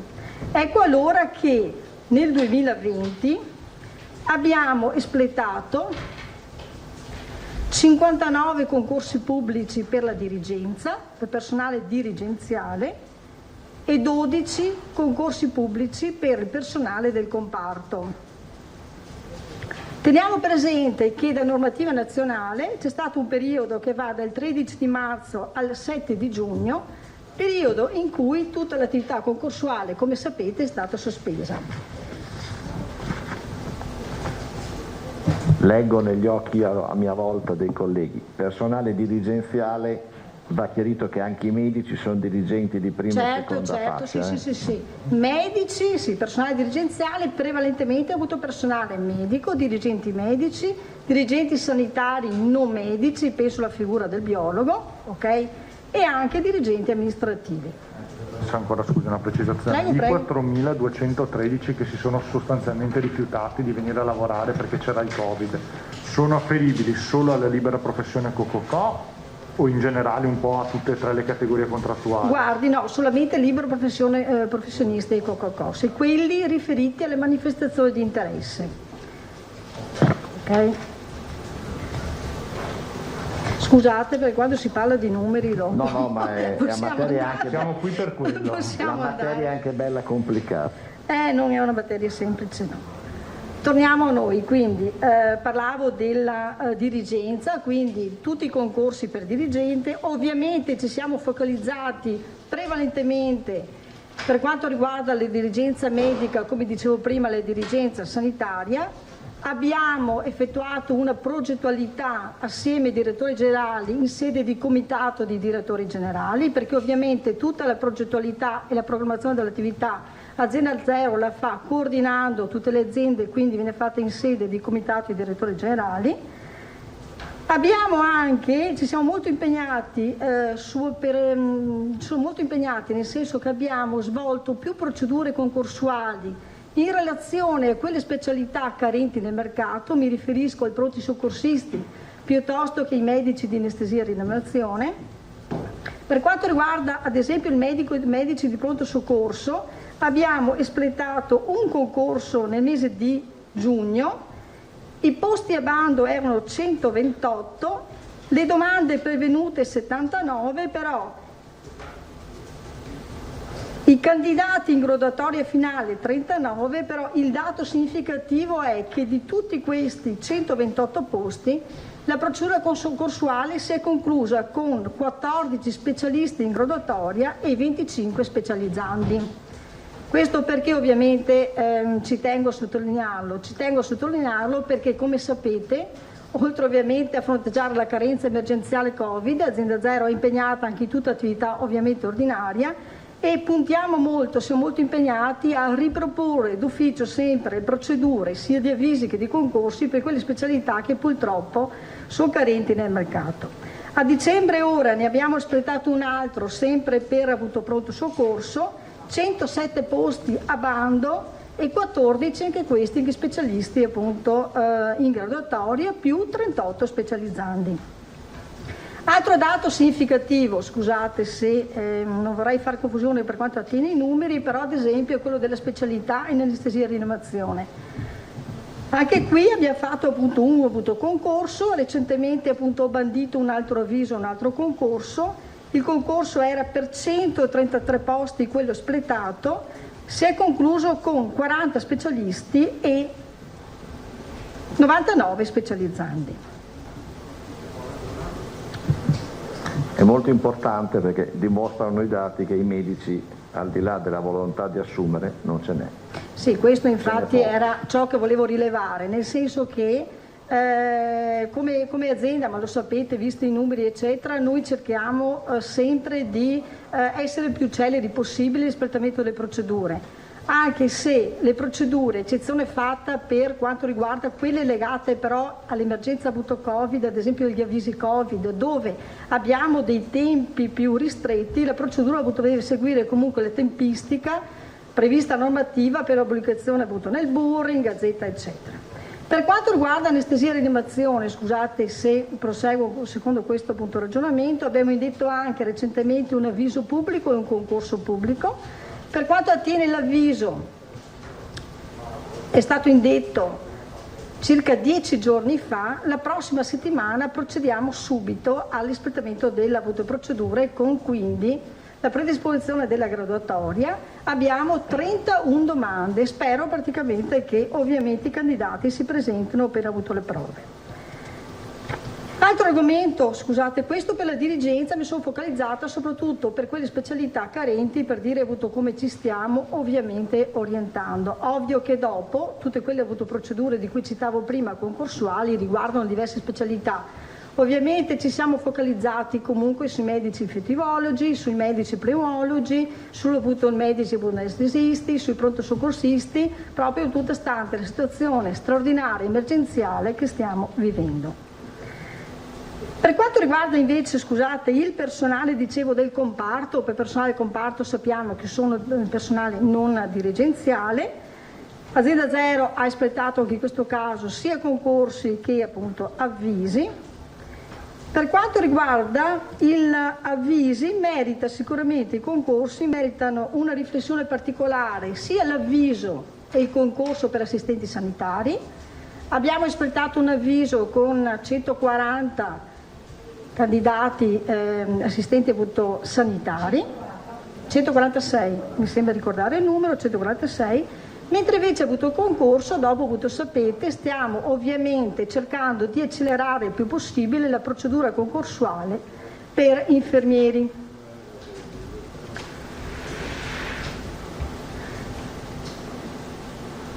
Ed abbiamo in programma anche l'indizione di un concorso che sarà preceduto da un avviso per operatori sociosanitari.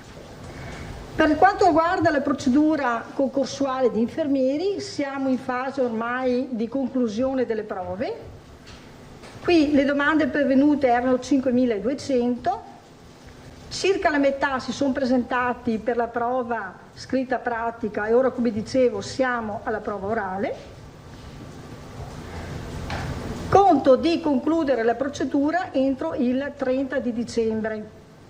Abbiamo previsto per quanto riguarda le prove orali anche delle prove suppletive, per quanto riguarda i candidati che purtroppo si sono trovati appunto in quarantena tra la prova praticamente pratica e la prova orale, quindi devo modo ovviamente di poter espletare la procedura orale via telematica. Anche i posti ci sono, questi 5.200. Ecco, e dopo precisiamo anche quanti posti ci sono. Allora, le domande erano 5.200, i candidati che sono presentati sono circa metà.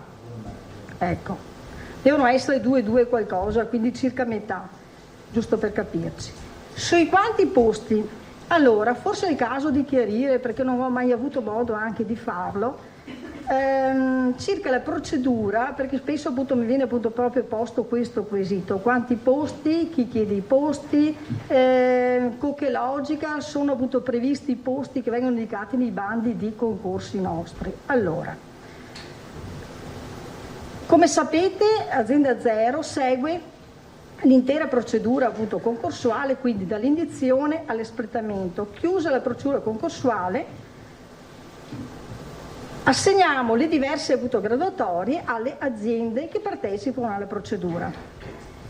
Il numero dei posti, per quanto riguarda chi ci consente, che consente Azienda Zero di avviare la procedura, può essere anche uno. Importante che ci sia solamente il posto a concorso. Dopodiché la singola azienda provvede allo scorrimento della graduatoria. Perché ho visto anche delle critiche. Per noi pubblici lo scorrimento di graduatoria è un concetto. L'utilizzo della graduatoria. Vuol dire che la graduatoria resta aperta e man mano si va a pescare. L'utilizzo del graduatorio. Al di là di quello che assegni subito, rimane una graduatoria. Per quanti anni rimane la graduatoria? Rimane graduatoria per 3 anni di validità. Tu per 3 anni vai a scegliere fra quei 2002 qualcosa, insomma, quelli che passeranno l'esame. Perché spesso questa è una domanda, io ho visto anche degli articoli, 159 posti solamente rispetto alla carenza che c'è. No, nel senso che una volta praticamente ceduta la graduatoria, una volta quindi chiuse le procedure, si praticamente appunto mette a disposizione delle singole aziende la graduatoria e l'azienda quindi dispone di quella graduatoria e procede all'utilizzo della stessa secondo i propri necessità di organico. Facciamo un titolo, è un serbatoio di assunzioni possibili man mano che le aziende ne hanno bisogno. Però allora dovrebbe garantire un costante pareggio di personale, mentre noi abbiamo segnali continui in mancanza. Ecco, anche su questo, io che ho i numeri, quindi magari posso darvi anche una risposta. Allora, è sempre stato garantito negli ultimi anni il turnover per quanto riguarda il personale sanitario. Ok, cosa significa? Che è sempre stata garantita la copertura di chi cessa con le nuove assunzioni per personale sanitario e per il personale tecnico, quindi il GIOS, che è di supporto al personale sanitario. Questo lo posso garantire. Se posso tornare agli infermieri, volevo dirvi però un'altra cosa. Allora, il bando del concorso di cui citavo prima degli infermieri è scaduto il 22 di ottobre. Questo non ci consentiva di poter intercettare tra i partecipanti i nuovi laureati delle università di Padova e di Verona. E questo per noi rappresentava un problema non di poco conto, perché da un lato avevamo necessità di mettere a disposizione le graduatorie e le aziende sanitarie, dall'altro lato però c'erano le università, le sessioni di laurea previste appunto per fine novembre e i primi di dicembre. Ecco allora che siamo partiti con un ulteriore concorso per infermieri, indetto questa volta da Azienda Zero per posti che Azienda Zero metterà con propria graduatoria a disposizione di tutte le aziende sanitarie. Ho firmato la delibera la settimana scorsa ed è in pubblicazione il bando. Quanti posti? Per quanti posti? In questo caso io ho messo un posto proprio secondo la logica che si diceva prima, quindi io mi metto a disposizione il sistema, una graduatoria, e allora il posto è l'unità ti consente di procedere, di espletare appunto la procedura. Dopodiché la graduatoria valida nel triennio è sicuramente utilizzabile tutta, e questo è il punto che io volevo su cui volevo focalizzarmi. Quindi come Azienda Zero il titolo non è che c'è un posto, il titolo è che ci saranno centinaia di ragazzi nella graduatoria che per 3 anni saranno a disposizione. Perché bisogna fare il distinguo fra quello che è, capisco che la materia è tecnica e non è semplice, il distinguo fra il vincitore di un concorso e gli idonei in graduatoria. Il vincitore è uno, gli idonei sono gli altri, i rimanenti appunto in graduatoria, quindi tu la graduatoria la utilizzi nel triennio. Però quello che continuano a capire è se c'è questo serbatoio praticamente a disposizione, perché poi a me viene detto che non ci sono gli infermieri? Io non so, guardi, io non so lei che informazione abbia, però io sono anche componente CRITE, quindi come commissione regionale eccetera si autorizza tutto il turnover degli infermieri. Quindi no, io non so se ci siano problemi in realtà eccetera, se siano magari determinati da assenze temporanee per maternità, per malattie eccetera, però quindi cerchiamo di rispondere sempre alle esigenze per...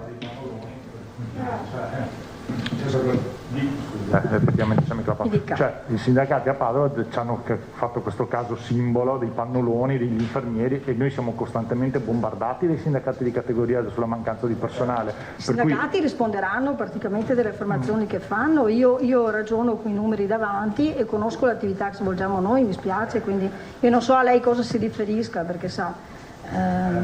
No, c'è stata, come Marco Bonet diceva, c'è stata proprio, il riferimento è ai turni massacranti che molte aziende ospedaliere personali. Guardate, questa è un'altra partita, allora, questa è un'altra partita nel senso che... Cioè, dottoressa, non era una battuta di spirito, diceva, alcuni infermieri dicevano lavorando nelle infettive, con quegli scafandri addosso, con malati che non possiamo perdere di vista un minuto, a volte per espletare dei bisogni fisiologici usiamo i pannoloni, non era una battuta, modo di dire, era una situazione grave. Questo è un fatto che lo conoscesse perché è stato un tema di dibattito di questo. D'accordo, però questo è un tema organizzativo, lei fa le assunzioni.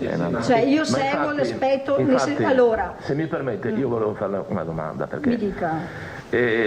Lei prima ci ha detto che quanti sono? 4.900 e qualcosa hanno declinato l'offerta proviamo a dirlo in termini piani, perché lei è una tecnica, una specialista, per lei è tutto scontato. Certo, per quello dico che la mia materia è altamente specialistica. Diciamo che oltre 4.900 candidati, immagino medici, infermieri e OS, hanno declinato l'incarico perché non volevano lavorare in ambito Covid, è corretto?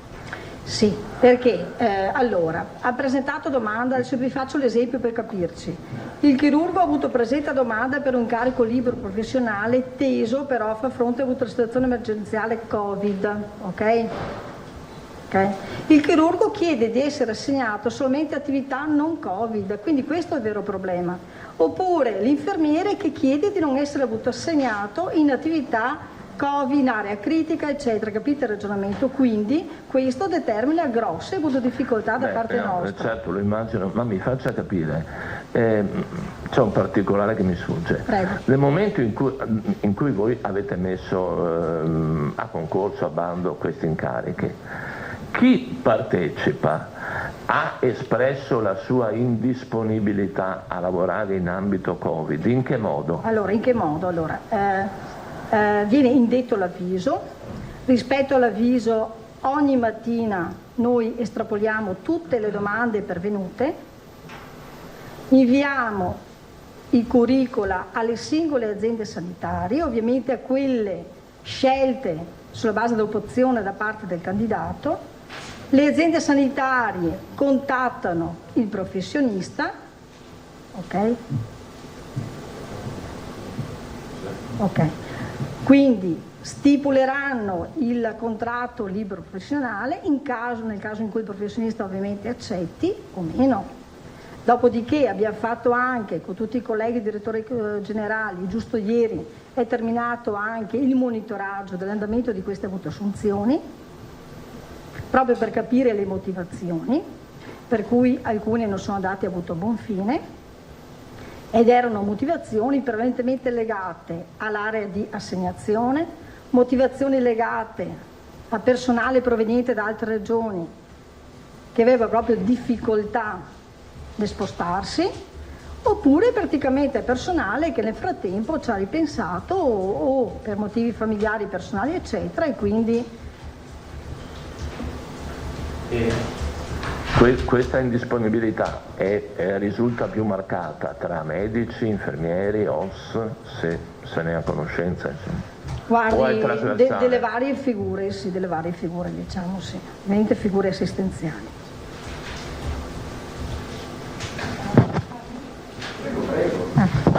Dottoressa, volevo farle questa domanda, se può rispondere. Detto questo, che limiti di spesa ci sono poi nelle assunzioni? Ecco, anche su questo, per quanto riguarda le assunzioni straordinarie per Covid, ci sono dei finanziamenti ministeriali ad hoc e non rientrano nei limiti di spesa. Che non rientrano? No, che non rientrano assolutamente nei limiti di spesa. Se posso anche un'altra domanda. E tutto il tema delle infermieri e degli OS delle RSA, perché ci è stato spiegato più volte dall'assessore Lanzarin che c'è questo problema dei vasi comunicanti, per cui molti infermieri e OS delle case di riposo partecipano a questi bandi per una condizione evidentemente migliorativa dal punto di vista contrattuale del professionista all'interno dell'ambito ospedaliero. Quindi c'è questo tipo di travaso. Il personale delle RSA non afferisce ad azienda, voi non c'entrate nulla per il reclutamento di quel personale lì? No, non c'entriamo nulla. Ogni RSA si segue il suo percorso di reclutamento. Sono enti autonomi con loro propria personalità giuridica distinti rispetto a noi come sanità. Azienda zero è un'azienda sanitaria. Certo, cerchiamo di garantire la massima collaborazione con la RSA, come ben sapete. C'è stata anche una recente delibera di giunta che prevede anche l'assegnazione funzionale di personale della sanità per sopperire, per appunto ricorrere in supporto alla effettiva appunto difficoltà dell'RSA, ma tutti allora i temi che so che avete faccio una già. domanda proprio da ignorante Prego, della materia, cioè siccome è evidente che se abbiamo lo stesso professionista con 2 contratti diversi, ma perché il personale dell'RSA non viene fornito comunque dal sistema sanitario regionale? Non capisco questo, perché sono 2 canali distinti, cioè gli infermieri dell'RSA perché non hanno lo stesso trattamento, lo stesso contratto, lo stesso sistema di reclutamento dell'ospedale? Le spiego subito. Sono contratti collettivi nazionali di lavoro distinti, diversi, per aree e per comparti diversi. Qui c'è anche l'avvocato Botteon che mi può essere di supporto dal punto di vista giuridico. Però due canali, cioè ci sono le IPAB che hanno un regime pubblico, sono 2 famiglie diverso.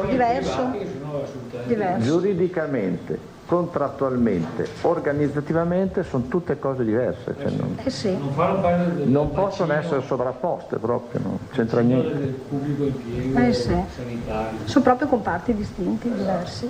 Dal punto di vista contrattuale.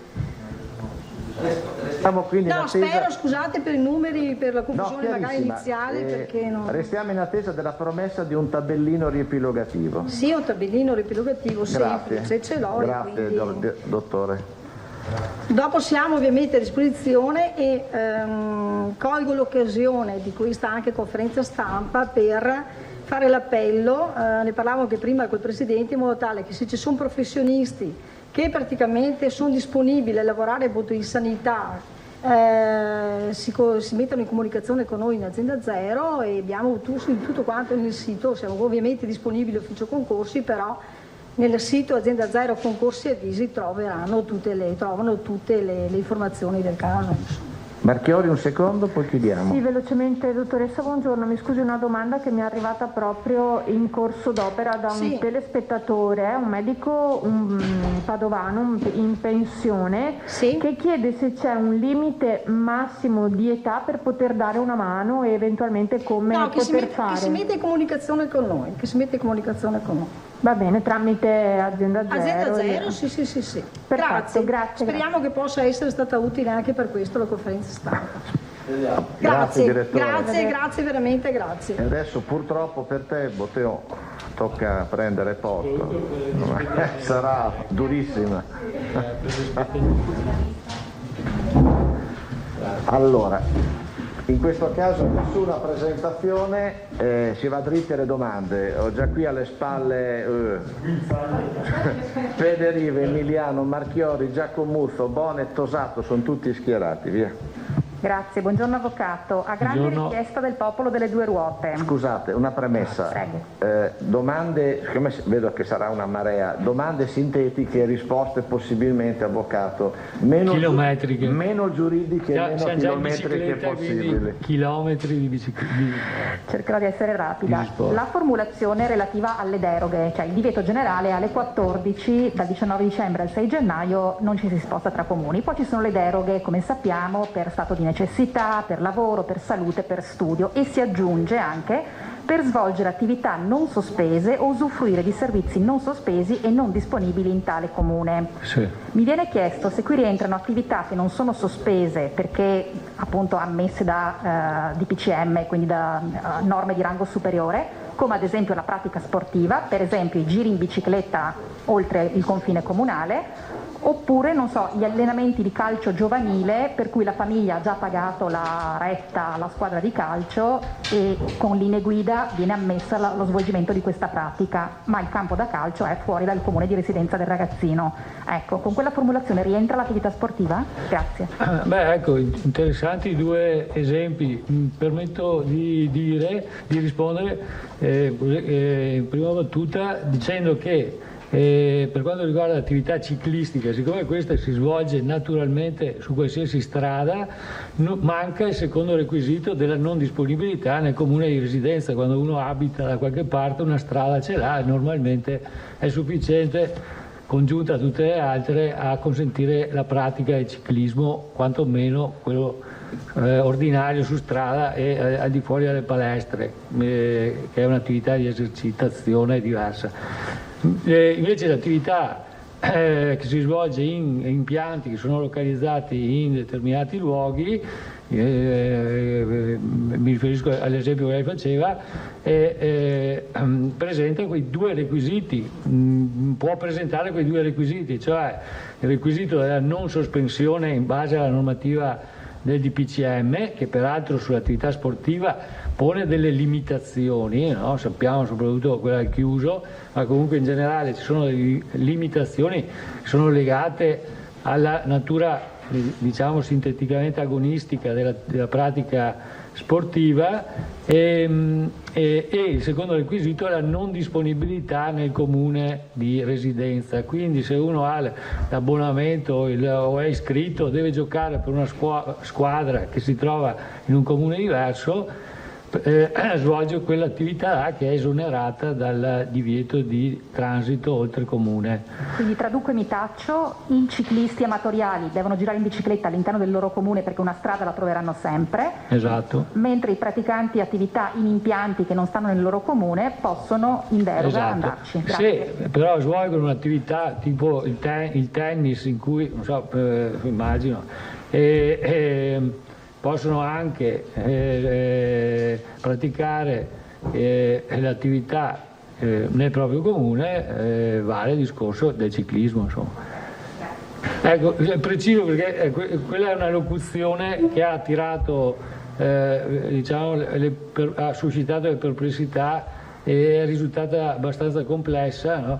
e ha determinato diversi quesiti. È stata imprudentemente, ma a mio avviso anche appropriatamente dal punto di vista del risultato, trascritta dalla disciplina delle zone arancioni contenuta nel DPCM. È proprio la locuzione usata là. È una formula diciamo ampia di considerazione appunto di queste ipotesi molto varie di attività che sono non sospese rispetto a, come giustamente diceva lei, alla normativa Covid. Quindi sono tutte quelle attività che quella normativa lì consente, in particolare il DPCM consente.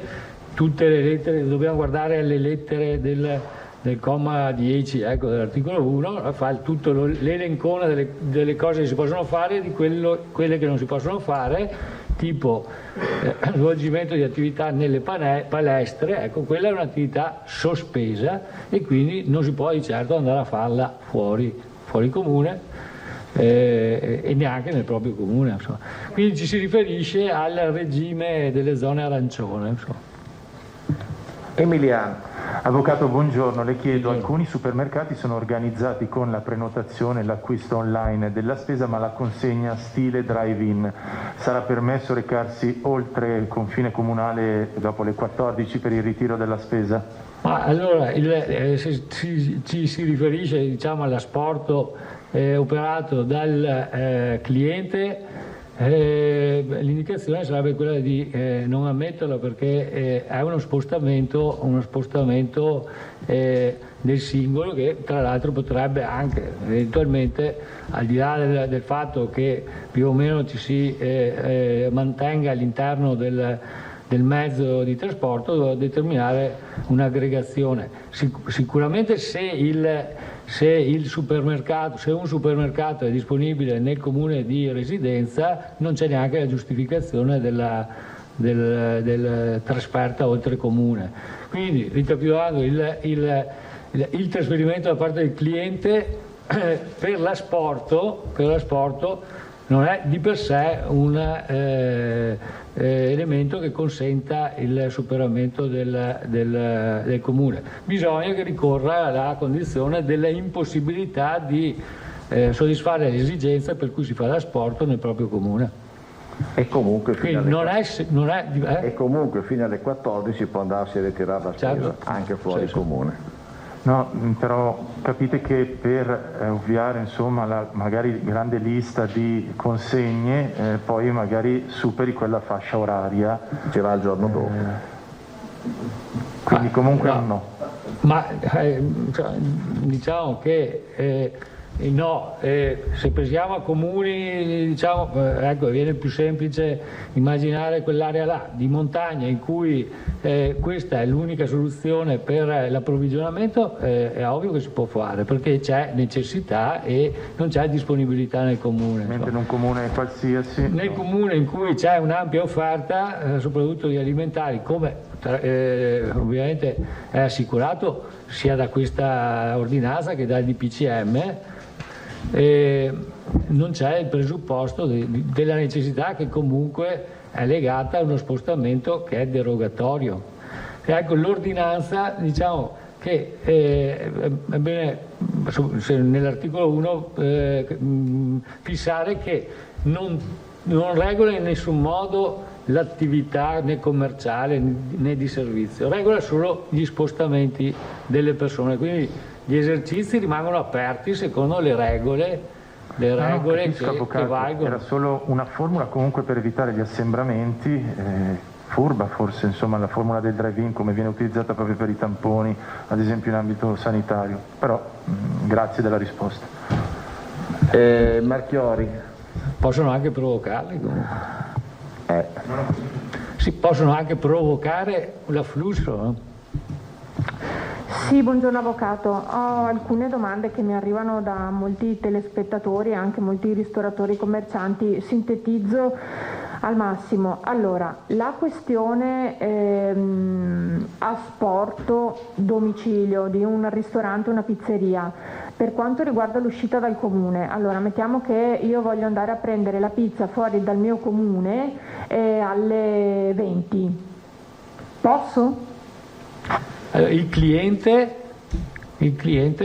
si trova appunto nelle condizioni di cui si parlava prima. Se ha una pizzeria per asporto o non per asporto nel comune di residenza, non si trova nelle condizioni che giustificano il trasferimento. Il domicilio, e cioè l'operazione opposta, e cioè il produttore del bene o del servizio che si muove verso il singolo, no? Svolge un'attività lavorativa e quindi si può muovere addirittura, le attività di ristorazione sono aperte fino alle 22, ecco, quindi la direzione è rilevante ai fini della giustificazione del passaggio tra confini comunali. Il domicilio, cioè lo spostamento dell'operatore verso il cliente, è un'attività lavorativa, quindi sempre ammessa. Al contrario, incorre in quelle restrizioni di cui si diceva prima. Bene, poi ho questa questione. Il cliente non ci va. Sì. Può ordinarla e il pizzaiolo gliela può portare a casa. Tanto esatto, perfetto. Cioè le stesse due persone, esatto, possono muoversi solo in una direzione. Ok, altra domanda, questa è stata sollevata da più di qualche telespettatore. Allora, perché se io vado al ristorante o dalla parrucchiera e sono fuori orario, cioè fuori, cioè oltre le 14, ma ho lo scontrino che dimostra che ero stata al ristorante o dal parrucchiere, va bene, ma se un figlio va a mangiare dai genitori non può rientrare dopo le 14, cioè dicono se ho lo scontrino del ristorante allora posso rientrare dopo le 14, se invece deve venire a mangiare mio figlio da me deve rientrare in tempo, dice non è corretto. Mi sono spiegata bene? Può darsi che mi pare che si sia spiegata bene, vediamo se ho capito bene io, allora se può essere utile. Io citerei quella previsione espressa che è posta proprio nella prima parte nella seconda parte del primo capoverso, cos'è l'articolo dell'ordinanza, per cui il rientro presso la propria abitazione è sempre ammesso. Quindi mi permetto di dire che di per sé non è vero che sia obbligatorio il rientro entro le 14, non c'è scritto questo. Ok. C'è scritto che è lo spostamento, diciamo, all'esterno del comune di dimora o di residenza che è soggetto a quelle limitazioni funzionali, cioè deve avvenire per un certo motivo. Per esempio, ecco, se uno vuole andare a mangiare alle 14:05 dalla mamma, ha 5 minuti di sforamento, ma una volta che è andato a mezzogiorno e mezzo, quando vuole, in altro comune a mangiare dove ritiene, può o deve o può rientrare. Diciamo, la filosofia è ovviamente quella del contenimento dei tempi di rientro, ma non è illegittimo ritornare a ripartire con la macchina alle 14:10. Ok, quindi sintetizzando, se io figlio abito a Venezia e voglio andare a trovare i genitori a Padova, parto a mezzogiorno, però posso rientrare a casa mia anche alle 16? Ma allora, alle 16 non risponde alla filosofia, nel senso che non so che pranzo si siano abituati a fare a Padova, però normalmente, ecco, se è il pranzo non è normale, ecco, che si sviluppi all'arco di tempo. La filosofia è che il rientro rispetto a attività legittime è possibile. L'abbiamo scritto perché, no? Su questo c'è un problema anche nel DPCM. Le causali specifiche che determinano una deroga a delle limitazioni, come quella per esempio dalle 22 che è fissata dal DPCM, dalle 22 alle 5, no? Valgono per una andata, cioè l'attività lavorativa che giustifica l'uscita alle 23, no? Determina un'uscita dalla propria abitazione verso il luogo di lavoro. Il rientro non è dettato da esigenze lavorative. Ecco. Allora, sviluppando queste indicazioni che sono contenute nel DPCM, abbiamo cercato di far capire che il rientro da attività legittime, no, e giustificate, svolte eventualmente anche in deroga all'orario, è sempre giustificato. L'importante è far vedere che si svolgeva un'attività legittima. Allora, un rientro cioè effettuato alle 16, che dovrebbe essere giustificato per il fatto di essere andati semplicemente a svolgere un'attività di visita o con tutti gli accessori, non risponde a quella filosofia là. Invece il rientro, che anche rispetto a una visita si svolga ragionevolmente nei termini necessari per essere compiuto, quindi le 2, 2 e un quarto, 2 e mezza, 3, allora quello ha un senso. Ok, ultimissima domanda, la questione seconda casa. Sì. Allora, gli spostamenti verso la seconda casa, naturalmente all'interno della regione, sono sempre permessi a prescindere dall'orario delle 14? Sì. Ecco, sì, perché diciamo questo deriva dal fatto che soprattutto in questo periodo ci sono viaggi anche prolungati, no? Stiamo parlando solo del Veneto, non dell'arrivo da altre regioni, perché quella è una mobilità interregionale che è regolata dal DPCM. Sì, no, anche all'interno della regione ci possono volere ore, di certo non una giornata intera per arrivare in certi luoghi di montagna, anche se con le strade interrotte, parlo per esempio della Val Zoldana, ci sono dei tempi molto più prolungati. Ecco. Allora, il raggiungimento della seconda casa tiene conto del fatto che in questo periodo è particolarmente frequente e che di per sé non comporta un assembramento in quanto tale, cioè il raggiungimento pure semplice della propria abitazione di villeggiatura, si intendeva quella ovviamente come ipotesi ordinaria, determina semplicemente lo spostamento e non un'aggregazione nella piazza, che può essere anche la conseguenza successiva, ma quella viene regolata dalla norma sull'affollamento. Quindi è sempre possibile. Una volta che sei a Taranto non ti muovi da lì. Ma non ci si può spostare di regione in regione qui, Bravo. Comunque quello che vale ovviamente per le seconde case vale, lo diremo anche magari in un chiarimento, per in generale le residenze di villeggiatura, quindi anche albergo. Insomma. Perfetto, grazie mille. Giacomuzzo. Buongiorno. Era per chiedere due cose, una in particolare sulla questione del rientro da attività legittima. Allora, il pranzo a casa dei genitori, se rientro alle 7, non va bene, ma se il genitore ha bisogno di accudimento, quello sì, il rientro alle 7 è legittimato. Sì, l'abbiamo anche scritto, ecco, in precedenti PAC che comunque tengono conto di del problema della necessità riferita alla non solo non autosufficienza in senso formale, quindi certificata, ma anche a quelle condizioni di difficoltà che sono intermedie, che comunque possono provocare l'esigenza di una collaborazione tra una persona appunto in queste condizioni e un altro soggetto che ha un rapporto particolare, quindi parenti o soggetti che comunque hanno un legame.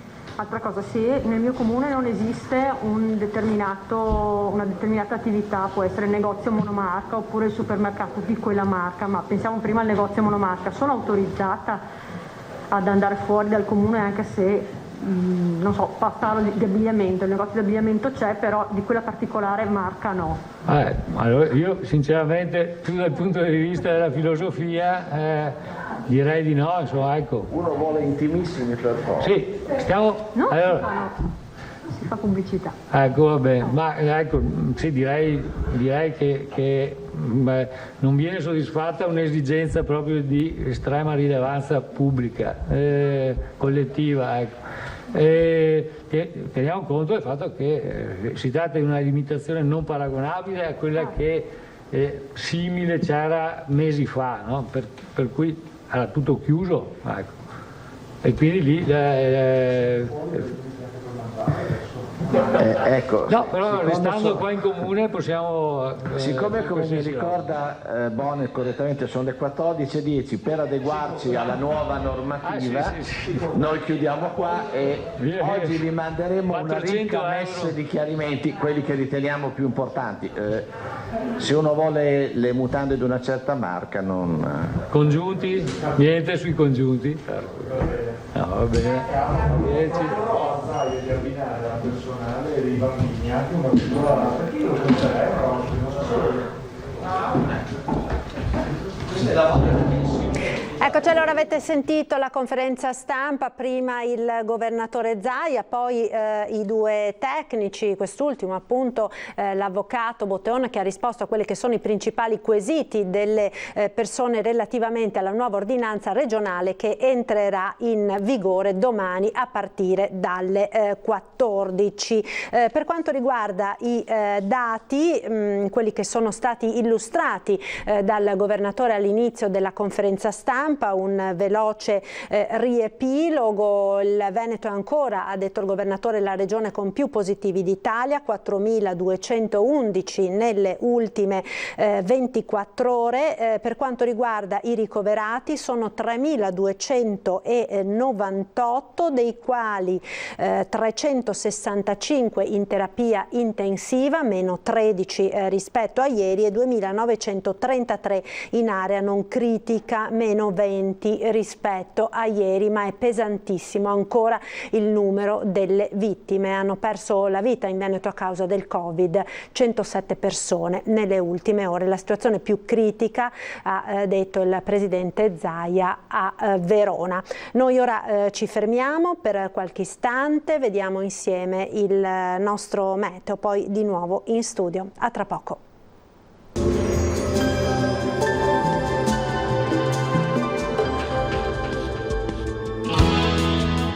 Il tuo dono può essere prezioso, pensaci. Bentrovati ad un nuovo aggiornamento meteo. Ci attende ancora una giornata dal tempo asciutto e stabile, con qualche raggio di sole in più rispetto ai giorni scorsi. Vediamo insieme il dettaglio di venerdì 18 dicembre. Sul Veneto al mattino saranno possibili locali nubi basse e nebbie, in dissolvimento comunque con il passare delle ore. Per il resto prevarranno ampi spazi di sereno e un maggiore soleggiamento. Non sono previste piogge degne di nota. Temperature minime tra lo 0 e i 3 gradi, valori massimi compresi invece tra gli 8 e i 10 gradi all'incirca. Stessa situazione poi anche sul Friuli Venezia Giulia, giornata anche qui con tempo stabile ed assolato ovunque, salvo qualche locale foschia al mattino. Temperature minime fino a 6 gradi, massime sui 10-12 gradi. Uno sguardo infine al Trentino Alto Adige, dove non cambia lo scenario, anche qui il sole sarà decisamente prevalente con cielo sereno o al massimo velato. Temperature minime tra lo 0 e i 2 gradi, massime sugli 8-9 gradi all'incirca. Dal meteo per ora è tutto, vi auguro un buon proseguimento con Antenna 3.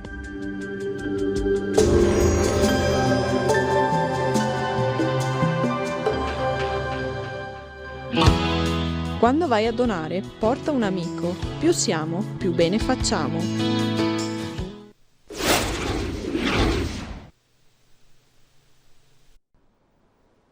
Eccoci nuovamente in diretta con il telegiornale di Antenna 3, buon pomeriggio. Quest'ultima parte del nostro TG apriamo una finestra sulla montagna veneta, abbiamo in collegamento il sindaco di Zoldo, Camillo De Pellegrin. Buongiorno sindaco, grazie per essere con noi. Un focus appunto su Zoldo, perché sappiamo che la Val Zoldana è isolata ormai praticamente da 2 settimane, salvo insomma un giro molto lungo e complesso per arrivare a causa delle frane che hanno interrotto la 251 di Alemagna.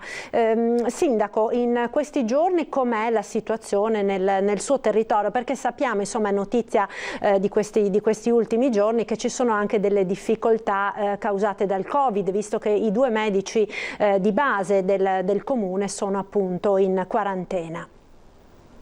Beh, partiamo dai medici. Innanzitutto abbiamo per fortuna un medico che da Belluno è salito e quindi abbiamo un sostituto. I medici attualmente comunque danno il loro contributo ai pazienti da casa col telefono, comunque anche con le videochiamate, quindi da questo punto di vista siamo abbastanza tranquilli.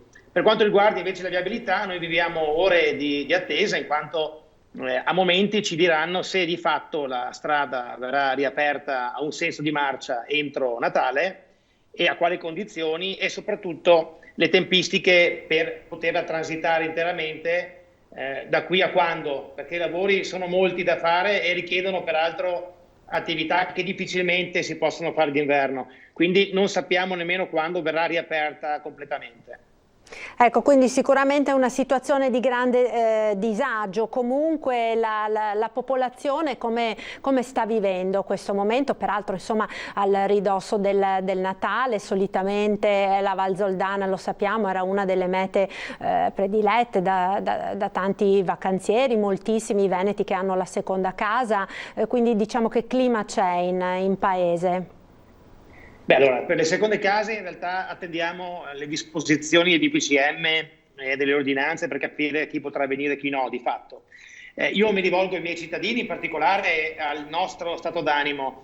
Noi siamo preoccupati al di là della frana di oggi, ma siamo preoccupati in prospettiva futura, perché naturalmente noi viviamo della paura dello spopolamento e dell'abbandono, e di conseguenza pensare che di qui ai prossimi anni si possono verificare eventi ancora come questi, come quello di queste settimane, noi naturalmente viviamo molto male.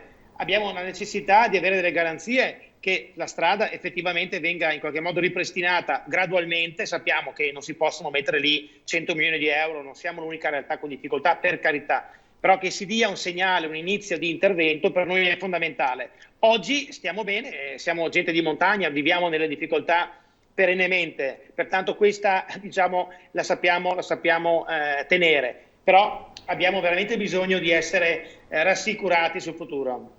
Certo, proprio a proposito della viabilità, questa mattina abbiamo intervistato l'amministratore delegato di Veneto Strade, l'ingegner Vernizzi, quindi vediamo insieme insomma il servizio su quelle che sono le previsioni di Veneto Strade circa la riapertura appunto del collegamento della strada appunto per la Val Zoldana. Sentiamo. Si lavora senza sosta in Val Zoldana per riuscire a riaprire la provinciale 251 interrotta dalla gigantesca frana scesa in località Mezzocanale nei giorni del Ponte dell'Immacolata. Sono venuti giù dal versante più di 2000 metri cubi di materiale, di cui alcuni massi di dimensioni veramente notevoli. È il problema più grosso che abbiamo, perché la 251 è la strada di accesso a tutta la Val Zoldana. Le imprese di Veneto Strade stanno lavorando con uomini e mezzi in condizioni difficili. L'intervento per la messa in sicurezza del versante e la riapertura della strada è particolarmente complesso. Stiamo lavorando e speriamo di riuscire a ripristinare con una corsia a senso unico alternato, ovviamente prima la vigilia di Natale sostanzialmente, quindi prima di Natale. Poi continueremo i lavori e credo che la strada in condizioni di sicurezza, come del resto ha chiesto giustamente il sindaco di Forno di Zoldo, l'avremo non prima di fine gennaio. Se quella della Val Zoldana è la situazione più difficile, ci sono nel Bellunese ancora altre situazioni di criticità su alcuni passi dolomitici, in corso le verifiche di stabilità del manto nevoso sui versanti dei passi Giau e Valparola, con campana esplodente Desibel prima della riapertura al traffico. Oggi abbiamo ancora 3 passi dolomitici chiusi, il Valparola, il Fedaia e il Giau. Chiusi perché c'è un rischio di valanghe estremamente elevato, nevicato molto in quota, come dicevamo, più di 2 metri, e c'è una temperatura molto elevata e quindi il rischio di valanghe è a livello massimo. Ecco, Sindaco, ha sentito, insomma si spera che almeno una corsia per la vigilia di Natale possa essere riaperta, insomma che per Natale ci sia questo regalo per i suoi concittadini. Beh, mi fa piacere ascoltare le parole di Vernizzi. Ricordiamo tutti però che la 251 è un'alternativa, forse l'unica più importante all'Alemagna. Quindi in vista di mondiali, Olimpiadi, non possiamo non pensare di avere una strada alternativa a quella. Quindi ben vengano le proposte e ci auguriamo che anche in questa prospettiva si tenga conto di noi e del 251. Sicuramente, però di fatto insomma, il lavoro poi per ripristinare l'intervento, quello reale, grosso, sarà molto lungo, no? Spiegava l'ingegnere che si tratta di un lavoro molto complesso, c'è anche la stagione invernale, diciamo, che non aiuta, il rischio delle valanghe in quota, si sono verificate anche delle slavine appunto sul passo Staulanza nei giorni scorsi, quindi insomma è una situazione sicuramente complessa e difficile anche questa, no? Noi abbiamo pazienza. L'importante è che ci sia una progettualità, che si condivida un percorso che porti naturalmente la mia valle e non solo a una situazione di maggior tranquillità, di percorribilità. Ci vuole tempo, ci vuole denaro, però naturalmente se non si parte mai non si arriverà mai da nessuna parte. Noi siamo fiduciosi, ringrazio veramente Veneto Strade, a nome mio e dei cittadini, in quanto il lavoro che hanno fatto in queste settimane è enorme e senza tregua. Non ci sentiamo abbandonati da quel punto di vista, sentiamo la presenza delle istituzioni, della società, quindi non è una lamentela la mia, è solo una richiesta di attenzione, perché la 251 è una strada che ha una valenza provinciale e regionale, non è soltanto per la Val di Zoldo. A me già basterebbe dire che è per la Val di Zoldo naturalmente, però la valenza è molto più ampia.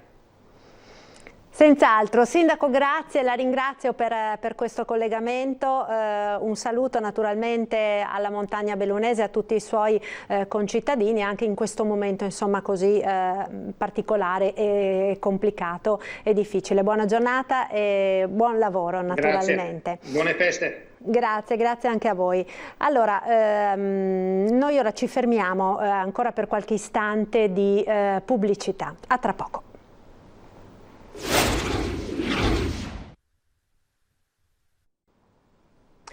Eccoci nuovamente in diretta con la nostra edizione straordinaria, ultimi minuti con la tabella dei dati relativi all'andamento dei contagi nella nostra regione diffusa dall'azienda Zero. Sono 2.218 i nuovi positivi registrati in Veneto nel corso della notte, che appunto sommati a quelli di ieri sera per le 24 ore portano a 4.211 i di nuovi positivi in Veneto, appunto registrati nelle ultime 24 ore, per un totale di 98.014 positivi. Per quanto riguarda i ricoveri, si allenta leggermente la pressione sulle strutture ospedaliere della regione. Abbiamo 3.298 ricoverati, rimane comunque una pressione fortissima, e l'ha detto oggi il governatore Zaia, poiché i ricoverati per Covid drenano praticamente come il doppio degli altri pazienti normalmente ricoverati. Quindi dicevamo 3.298 ricoverati, dei quali, come vedete dalla tabella, 365 sono ricoverati in terapia intensiva, meno 13 rispetto a ieri, e 2.933 in area non critica. Rimane pesantissimo invece il bilancio delle vittime, un'altra giornata nera oggi per la nostra regione. I deceduti in Veneto nelle ultime 24 ore sono 107, portando ad un totale di 5.268 persone che hanno perso la vita a causa del Covid. Tra le province con maggiore criticità, e questo appunto è stato sottolineato oggi dal presidente della regione, c'è Verona, che in queste ore appunto ha una pressione ospedaliera, in modo particolare per quanto riguarda le terapie intensive, veramente molto forte.